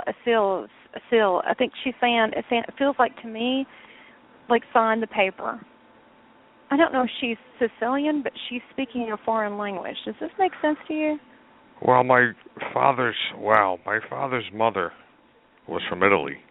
Okay. My father's parents came from Napoli, and okay, that's good. strange because I didn't know my grandfather. He had passed before I was born, but I knew my grandmother, and she was spoke broken English because she was from Italy. So maybe that's her, because I keep getting this broken English, and she's also slapping my hand. She said, that the food's not ready, and she's got tomato sauce, and she's making pasta, and some of it looks like pierogies or something. They're folded up. I don't know what it is. Maybe it could be raviolis. Oh, it could be ravioli. Because they were cooking and they were Italian, so they used to cook like it was like we breathe, That's all they did was cook. Yeah, 'cause they're little pinched. They look like little pierogies, and they're in tomato sauce. And she slapped me, and she's really cute and short, and she's got like a little belly, and she's got short hair, and it's kind of like it used to be dark, but it's kind of like salt and pepper. And she has a lot of love for you in watching this. Okay, so let's go back to the contract. She's saying there will be a contract offered to you. Let me ask her some detail on this. Oh my gosh! I also asked her about love. You're getting me the chills here. She said that there is she said you will get the contract, and she said she's very opinionated. She's really cute. She's like very opinionated. To be a little person, she's very outspoken, meaning like she's kind of bossy a little bit, but like in a cute way. Yeah, that's them. Yeah. Okay, all right. I mean, seriously. She's like, and the listen, and I'm super, the only thing I can tell you is the fact that you're Italian, you don't have like 20 people jumping in, because usually they talk at once. No offense, but she's really taking control here. No, she's stepping. No, she's she's in charge. Let's see what she says here. She said, it's so funny because I was asking her about love, and she said, you don't need to ask me. You know what? I'd tell you that you need to meet a nice Italian girl, and so this is how she feels. So I'm gonna, So she.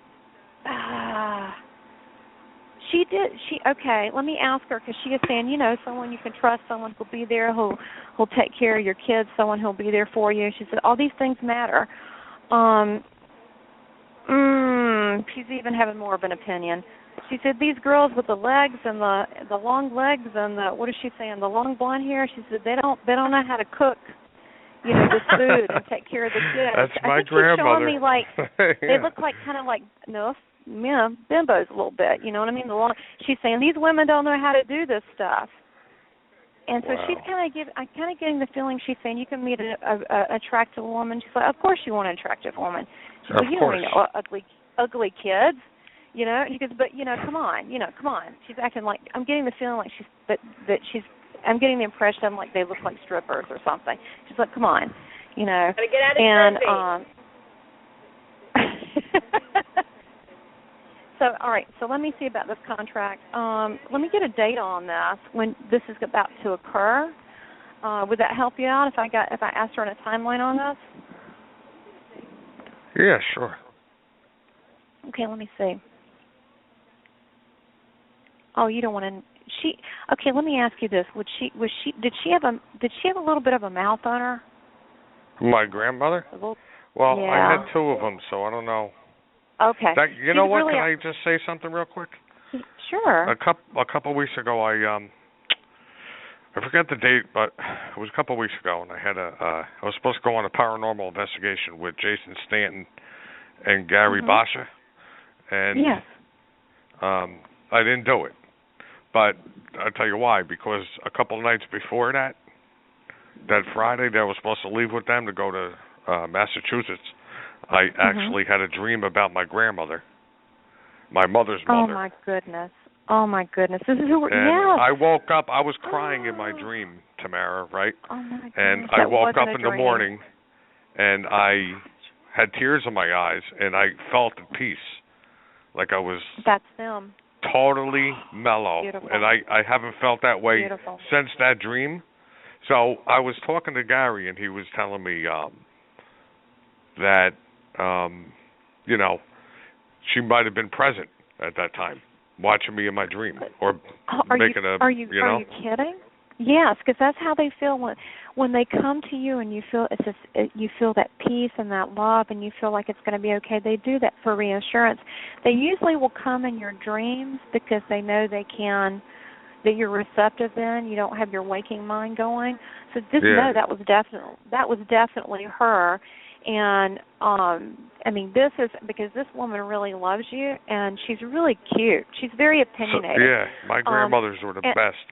So that was probably my mother's mother then. Now, because I put the 2 and 2 together, it had to be. I'm getting like a S connection, or like a Sheila, or a Susan, a Sheila Susan. Who is this? This S Sheila connection. Susan. Is I this don't the know one, any Sheila. Susan? Is this someone that you dated? Susan. Sheila. No, I never dated something. a Susan. Okay, what am I hearing? Okay, well, hey, this could be. Let me ask them why they're telling me this. Let me see. Let me ask them.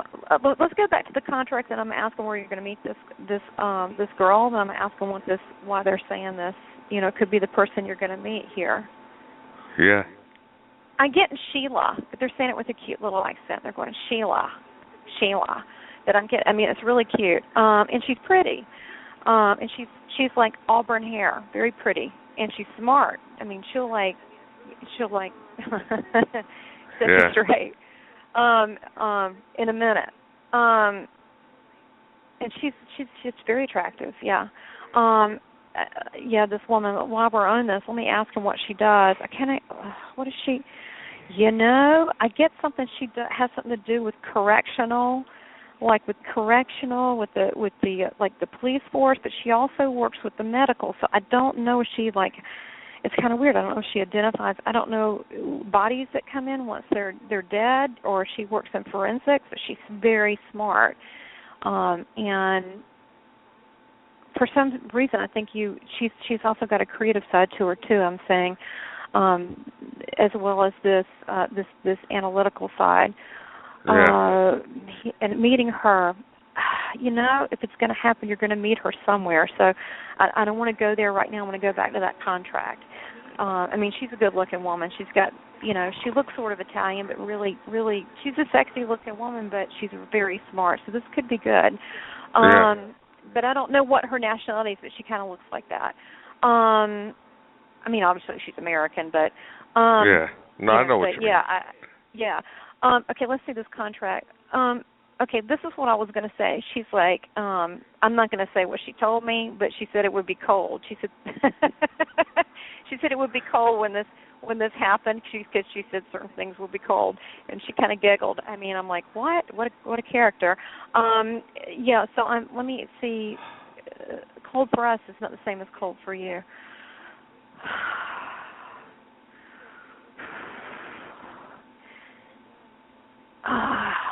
She said the turkey's in the oven.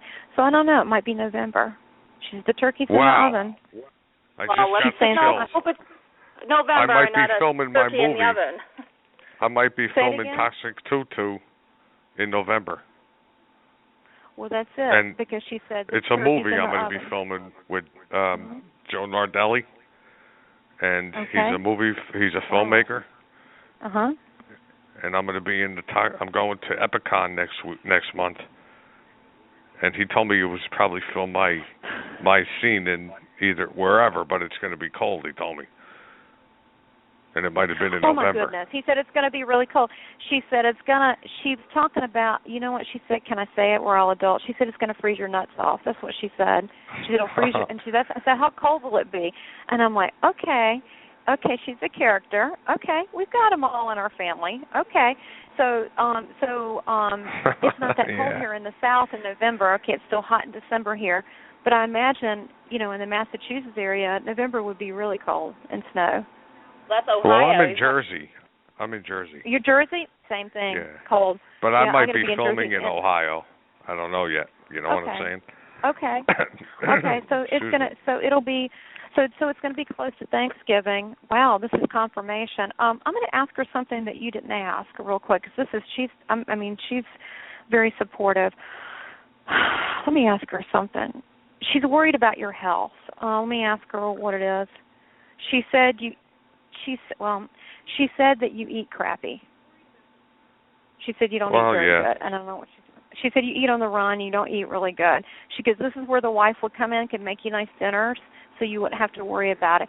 She also said you would take to married life really well. Because you're busy, you're doing your creative stuff, you're doing your stuff, right? You're doing your different activities, and then, you come home to this comfort and stability and a nice meal. She said that you would take to it really easily. You would like it a lot. And said, it's time for you. I'm also getting the name. Who is Joey? You have a friend? I kind of get he's a friend. Joe or Jesus. Joey? Yeah, I do. And I just talked to him tonight. That I grew up with. I know him since we were 10 years old. Okay. She said he loves you like a brother. He loves you. Would do anything for you. And I think she's identifying that as this is someone that you can trust probably your whole life. So she's telling me something now. She's kind of she's saying you can't trust everybody. She said not that you need to tell them that, right? You know what I mean? I know that. Yeah. Yeah, don't. I learned that from her. Yeah. Right. Don't. Oh, really? Okay. She says don't act mistrusting. Don't act that way. She said, she's like pinching your cheek. She said, act lovable like you are, okay, and funny, okay, but just know in the back of your mind, don't trust everybody. She said, Joey, 100% true blue. It's what she's saying. Tamara, she could be talking about Joe Nardelli, the filmmaker, and that could be affixed to the contract. I think it could be both. A lot of times they'll come in and they'll say things for a name, and for example, they may say like my middle name is May, but so is my grandmother's and a whole bunch of people. So that just tied in a whole bunch of people. So the name, it was like Joe, and Joey did come out. Didn't I say is it Joe or Joey? So it may be very well. It could have been my friend Joey, because that's funny, because I talked to him tonight. He called me out of the blue to see, how I was doing. Let me ask her what about that while we got it, and then we'll wrap this up. But I'm thinking the contract to Joe. Let me ask her, trust him. You know what she told me? I said trusting people in business. She said you trust them as long as you can trust them. Meaning, if they show you, you can, fine. Otherwise, just kind of keep your eyes open. I get kind of your career is going to explode and it's going to start taking off. And this Joey is kind of important because he's your stable person that you can tell things to that you really can't tell other people things to, because you can't totally trust them, because it can make you vulnerable. And so I think that's also the tie-in too, because as things go on, you get excited, your career's booming, you want to tell someone, you kind of got to be careful who you tell, because I'm getting there's jealousy. And that's been happening. Jealousy, and your grandmother's looking over this. She's looking out for you. And there's a guy named Rob or R or Robert. Robert. What's his name? Let me ask her. It feels like, that's what it feels like, Robert. Yeah, that's what it sounds like to me. It's quick, it's telepathy. It's quick. Yeah. She pointed him out, and it sounds like a Robert, a robber or a Robert. That's what it sounds like to me. And she's saying, watch him, meaning like don't trust him. Now, you might not have met this guy yet. And I think that it has something to do with jealousy and undermining you. And it has to do with money. So maybe like it's going to come up on this deal coming up in November or whatever.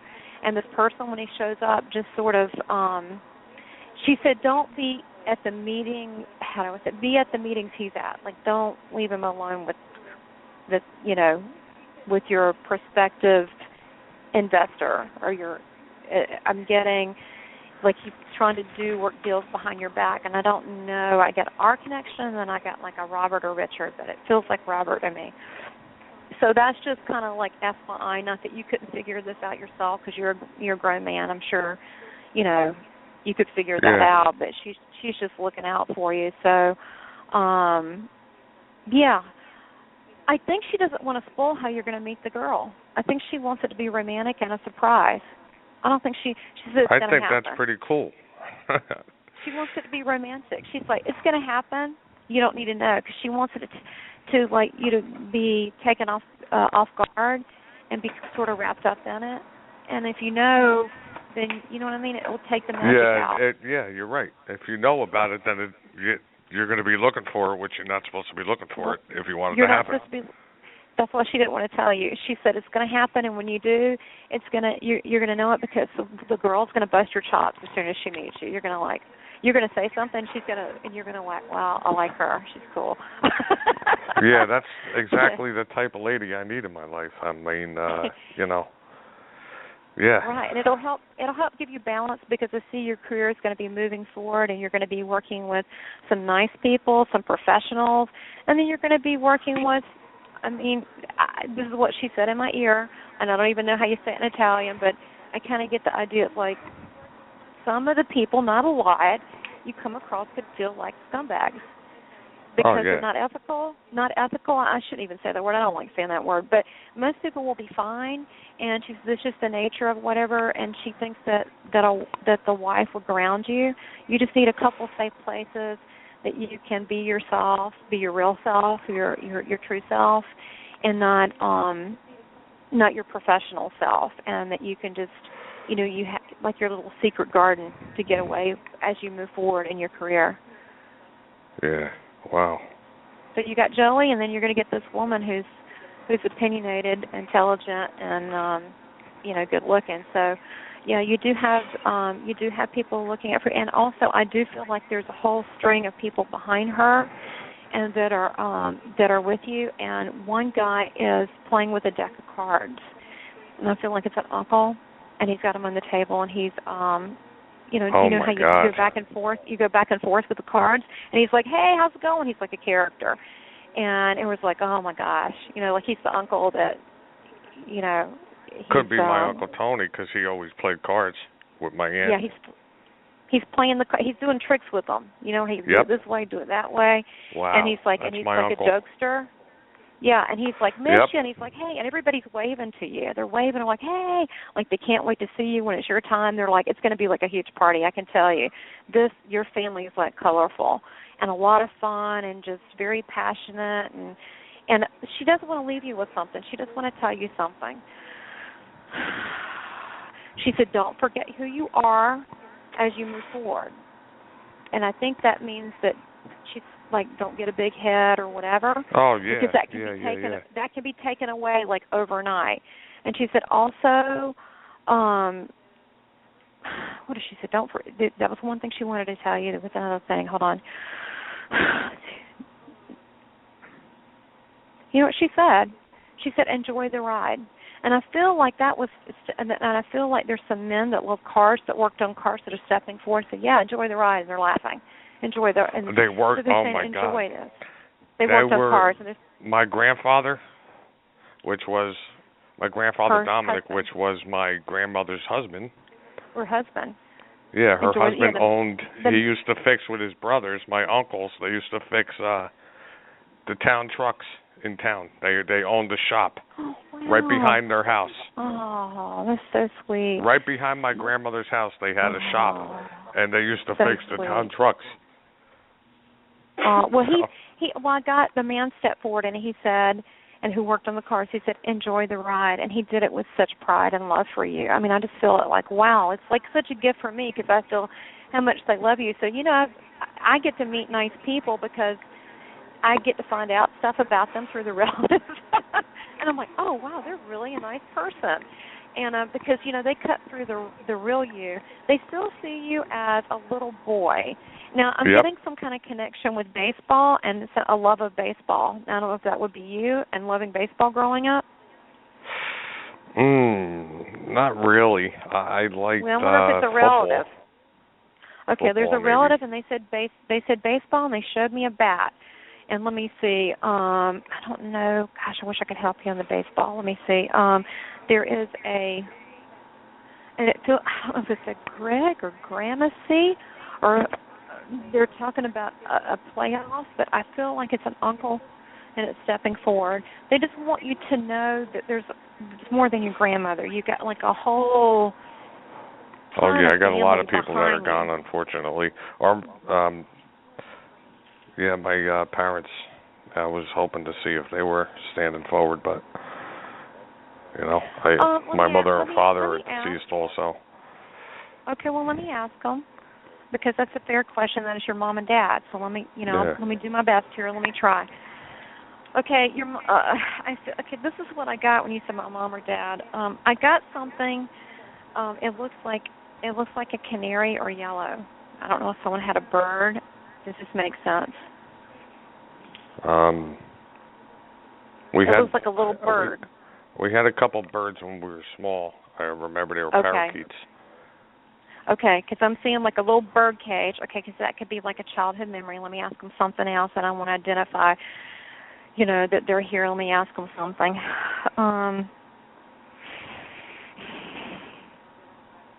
It feels like there's a woman here, and she's got a small waist, and she's got, it looks like the belt, like a thin belt where you tie it like a 50s kind of dress, it looks like almost. Could be early 60s. And she's saying, I danced with you, or I taught you how to dance. And I'm getting that feeling of, I'm not trying to date you here, but I think it's something she liked, not really so much what she liked, but I kind of get the feeling that, like, the twist, like let's do the twist, like she did the twist. Well, we had I used to dance with my mother all the time, and oh my God. Okay. We had a Halloween party years ago when I was a kid, and in my house, and my mother had she made like a costume with like with all 50 things on it, like True Love, and she danced, with my father. Beautiful. And that just popped in my head too. Yes, because she had a 50s outfit on, but I'm like, but I know the age didn't matter on it. But again, I try not to figure that stuff out. I just try to be true, to say what they tell me. I try to say no more. I can tell you what it might feel like, but I try not to say any more because I'm trying to represent them, properly. She's showing a memory on this and how they dance together, and she's also saying something else too. She's saying that, oh, this is very sweet. She's saying that, like, when you're alone, if you ever put a song and dance, just by yourself, she'll dance with you. That'll be your thing. She will be there. She said that she enjoyed dancing with you because that's something that was joyful to her and fun. Yeah, my mother, she was a happy woman, She's very, I'm getting a very sweet, a much lighter feeling, she feels very feminine to me and very caring and very much so into her children. And I'm getting, I don't know what this means, but I just heard it, and it feels like it sounds like a nickname, and I don't know, she said Sonny. Is she talking about you, like Sonny Boy, Sonny? Well, they used to call me DJ for Dominic John. John's my middle name, but the nickname was DJ. She said son and she said Sonny. So this must be for you. Let's see what she has to say, and your dad is with her. I mean, they're together, and I get that they said we had our problems, and I see a little bit of like, it looks like maybe scotch, and it looks like brown liquor with ice, like a little bit, but and I get your mom maybe took some things she shouldn't have, but she said we're fine now, and I get they're in love. They're kind of like where they were when they first met. So whatever was there is all good. Well, I used to drink, and I quit drinking. I'm sober 2 years. I get this. Your dad did too. I get your dad. No. He showed me the glass. Did he? Well, I'm seeing No. the glass somewhere. Okay, so they're referring to you. Okay. Could be, yeah. I didn't. My parents didn't drink. I'm getting there were some problems with them, but then they showed me the alcohol. Okay. It was what probably I'm getting on that, with me. Well, Because I drank years. I drank for 20-something years, and when they were alive, I was drinking. You know, so that could be what that means too. Okay. Well, they definitely showed me a highball, and they definitely showed me alcohol, and I felt it was a problem. And I see the dad there, so I wasn't sure who that was for. So that's what I'm getting on that. That's their way of acknowledging that you put it down, because they did bring up the alcoholic drink. So that must have been for you, because it was definitely alcoholic drink. So I'm getting a relief. And she's also, your mom is still stepping forward for both of them, and she's talking about something about sledding. Sweating? Yeah, sledding. Like as a boy. Like as a boy. You're confusing me. Sweating like in the heat? Oh, no. Sled. Okay, let's, you know, in the South we call it toboggan, and it's like a hat, but you know, up north it's just sledding. Sled. Oh, sledding. Like a snow sled. Sweating. I'm sorry. Yeah. I thought you said sweating. Sled. I was like, all right. That's funny. Sledding. No sledding. Yeah, we used to go sledding when I was a kid also. We used to sled down to school right across the street from my house, or all over like in my area. I used to go sledding with my brothers and sometimes with my friends, you know. So I used to do that when I was a kid.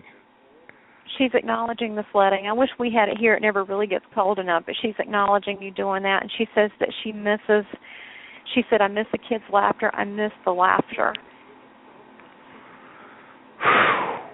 Wow. Well, I hope this has given you a lot of answers and things to look forward to, Dominic. Oh, man. And Dominic, if you've got any other questions, I mean, your family's coming through strong, you know, you can always get a hold of me on, you know, my website, CarolinaGhostGirl.com. And I'm just Tamara at Carolina Ghost Girl, all A's, Tamara. But, I mean, you have a lot of people loving you and supporting you and rooting for you, and they can't wait to see all the great things you're going to do. They just want you to keep your head straight. Yeah. Every day, that's glad I'm sober, you know? I couldn't have done it without, and you know what's crazy? Can I just say one thing real quick? Sure. On, what was it? On August 3rd of my 1-year anniversary of being sober, I went to Lowe's with my boss, and I got out of the work truck, and this is, mind you, August 3rd on the 1-year anniversary. So I got out of the box truck, and I just happened to look down at the ground. And my father used to smoke Lucky Strikes. I looked down on the ground, and there was a curled up little pack of Lucky Strikes. Wow. And I got the chills. I was like, oh, my God, you got to be kidding me. I didn't know what to do. I was in shock. I was like, wait a minute. And they were crumbled up the same way he used to crumble them up and throw them on the table. That was for him, and I mean, that was from him, and that was for you. And, I mean, as you've got, your family's very strong coming through, and they love you very much, so they're going to find a way. But I think that our own mind saying that's impossible kind of poo-poo things like that away. But, in fact, the fact is I've seen crazy stuff Spirit can do when they love you, especially the, you know, Spirit that's crossed over. They have a lot of qualities kind of like God does. There's a lot of things they can do. They can leave you little feathers, little coins. They can, I mean, I've even had voice recordings on my answer machine when there's no way that no one called me, and then it's on there. So, you can look at it like a miracle, but they are around you, and they do love you, and they're watching everything like your life is a movie. Wow. I know, it's pretty cool. I know. This is why I do what I do, because Spirit blows my mind, and when you can make that reunion with the family, I mean, it's a really beautiful thing. And to let people know that they're watching it, and they are really cheering for you, and you've got like a posse behind you. They're really, I mean, we all have that, and I just, it's wonderful to hear, relatives talk so highly of their their loved one. So know your family's here. I think they gave you a lot of good information. Wow. Dominic, thank you so much for calling in. I hope you can reach out to Tamara. Oh, I'm going to. Hit me up on my, if you can, give me a friend request. I mean, it's Dominic Skippy Calvito. That's my nickname now because of the movies. Yeah, that was my name actually in Toxic Avenger. When I was in the movie, they named me Skippy, but it's a cool name. I think it's pretty neat. So it actually a lot of people call me Skippy because of my movie. So it's stuck. It's stuck for 30 years. So it's got to be kind of cool, you know. So Dominic, I put it into my name. Excuse I'll me? send you it, Tamara. Yeah, I got it right here. Have Cheryl can send me a request or whatever. Look at you. Well, you've got a big voice for you. Look at you. Look at that. You look like a nice fella there. Okay, definitely friend you, and God bless you. And I'm so glad you called. I enjoyed talking to your family. Yes, I'll definitely be talking to you again. I greatly appreciate your time. It was,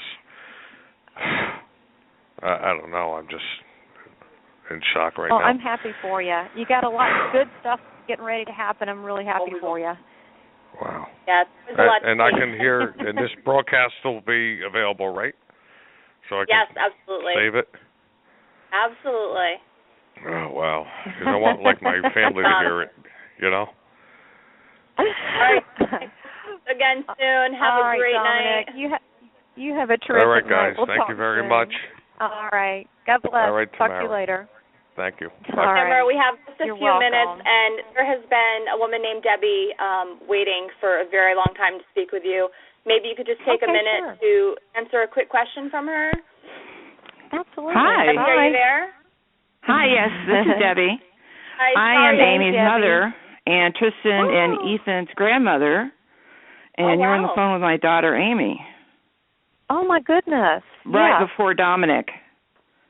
Yes, I totally remember, yes.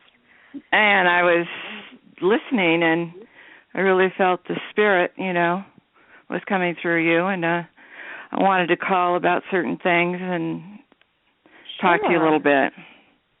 Well, absolutely. Yeah.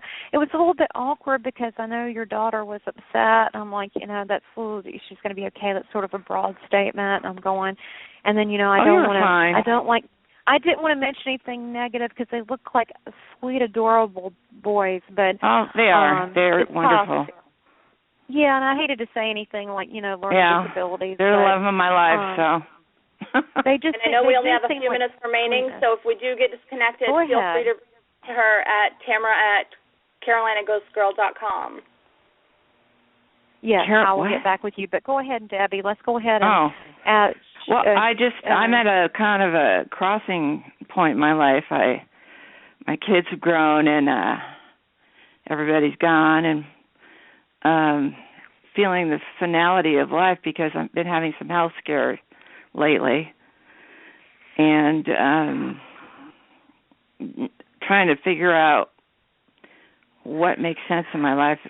We've lost a lot of family members, and from down to infants, and I'm kind of looking for answers. Now, let's be specific. I think that it sounds like that. It kind of feels like to me that you've almost given up on your life, like you feel like that you have nothing left to offer, and exactly, and that's far from true. It's a decision that we make. We can all decide to give up on life at any age. You could be 20. Yeah, every time I try to go to physical therapy or take on a project, it's something's always getting in the way. You mean health-wise? Yes. Health-wise. Health-wise. I feel like, okay, okay. When it's important for you to decide, remember that free will thing we were talking about? Right. That you need to, it would be, sometimes we have to decide on life. Yes, I want to go forward in life. I want life. I want passion. I want life. I want to live. I want to dance. I want to sing. I want to be a part of this world. I want to, and it's not always just about us and how we feel. It's also about us giving back to other people and being a part of this world. And that's the story of my life. I was a nurse all my life. I've always given back. And now it's time for me, and it's like my body's falling apart, so... But I think when we get down and we get in our mental state is affected and we get into loss or fear or any kind of negative misemotion, it does start manifesting in our body. So to me, I feel like it's not just a body thing; it's a mind thing. And I kind of feel like that you that without getting into personal stuff that you are alone, don't have a husband or whatever. But I also get the feeling like you don't. You do? Okay. Yes, I do. I still feel like you feel alone. I still feel that. It feels like you... I feel alone, very alone. Yes. And I don't, again, that's awkward, but I still feel like you feel like that.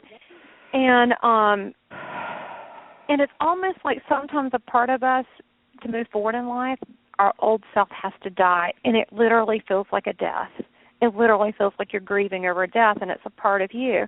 I think you need to rebirth yourself, meaning whatever, that sounds pretty fancy, but to relook at like not the old you and the nursing and right now what do you want? And it doesn't have to be a lot. It could be you just want to be, maybe you want to read, maybe you go. I'm seeing like a traveling, like if you just travel by yourself. I'm getting like an Arizona connection. That's what it looks like. That's funny. I've been wanting to travel, but I've been afraid of it. You should do that.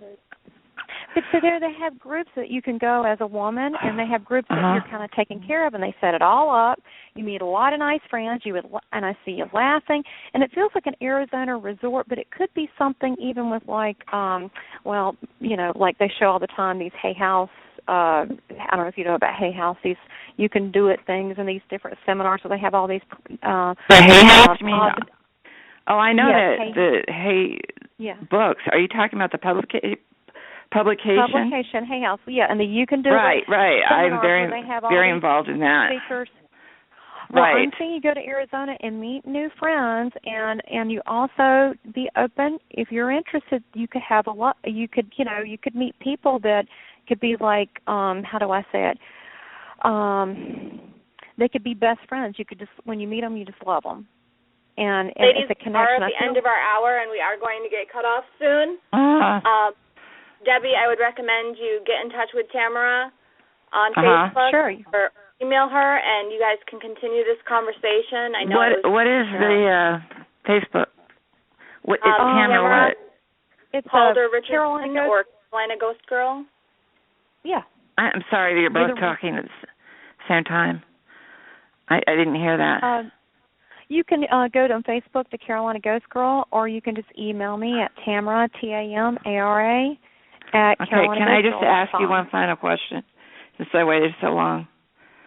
Just one, please. Sure. Okay. Yeah, I am. We're just going to get cut off in a sec, so I don't want you guys to leave.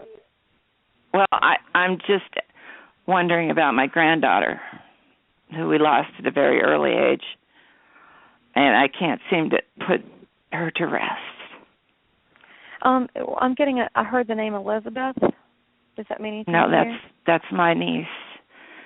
This is my granddaughter. Niece? Okay, this is your granddaughter. Okay, Elizabeth. Okay. It's hard to move on. I'm getting also a Meredith. No. That's what it sounds like to me, like a Meredith, a Meredith. No. Caitlin. Caitlin is her name. She was only 3 months old when she died. Yeah, I'm getting that she had very faint and looks like blonde, like kind of fuzz. No, fuzz she was a beautiful, perfect baby. Dark curly hair. Oh. Okay, well I guess that was my thing of like fresh skin. I was getting like a baby before you said that. Yeah. For 3 months. Doesn't make sense like to a me. Human set of hair. Something like that doesn't make sense. as far as children and babies that pass early on and so forth, I mean, they do go immediately back with God, and doesn't really heal you on this side. And it's always, I mean, it's just tragic when children are gone. But I know we've only got a couple seconds. What would you like to know that I can ask? Because I mean, they are I just definitely need to know that she's okay and taken care of, because it's a weight around my neck.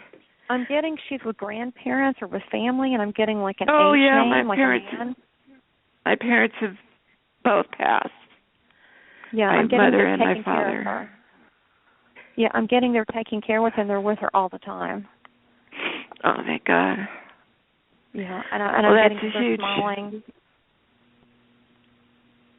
That's a huge relief. I just need to deal with it.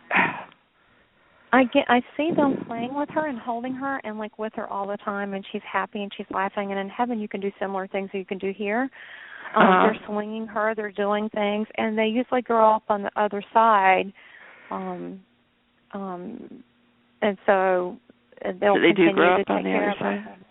They do grow up on the other side, and they're being looked at. I also see some aunts and uncles, and I feel like that she's surrounded by.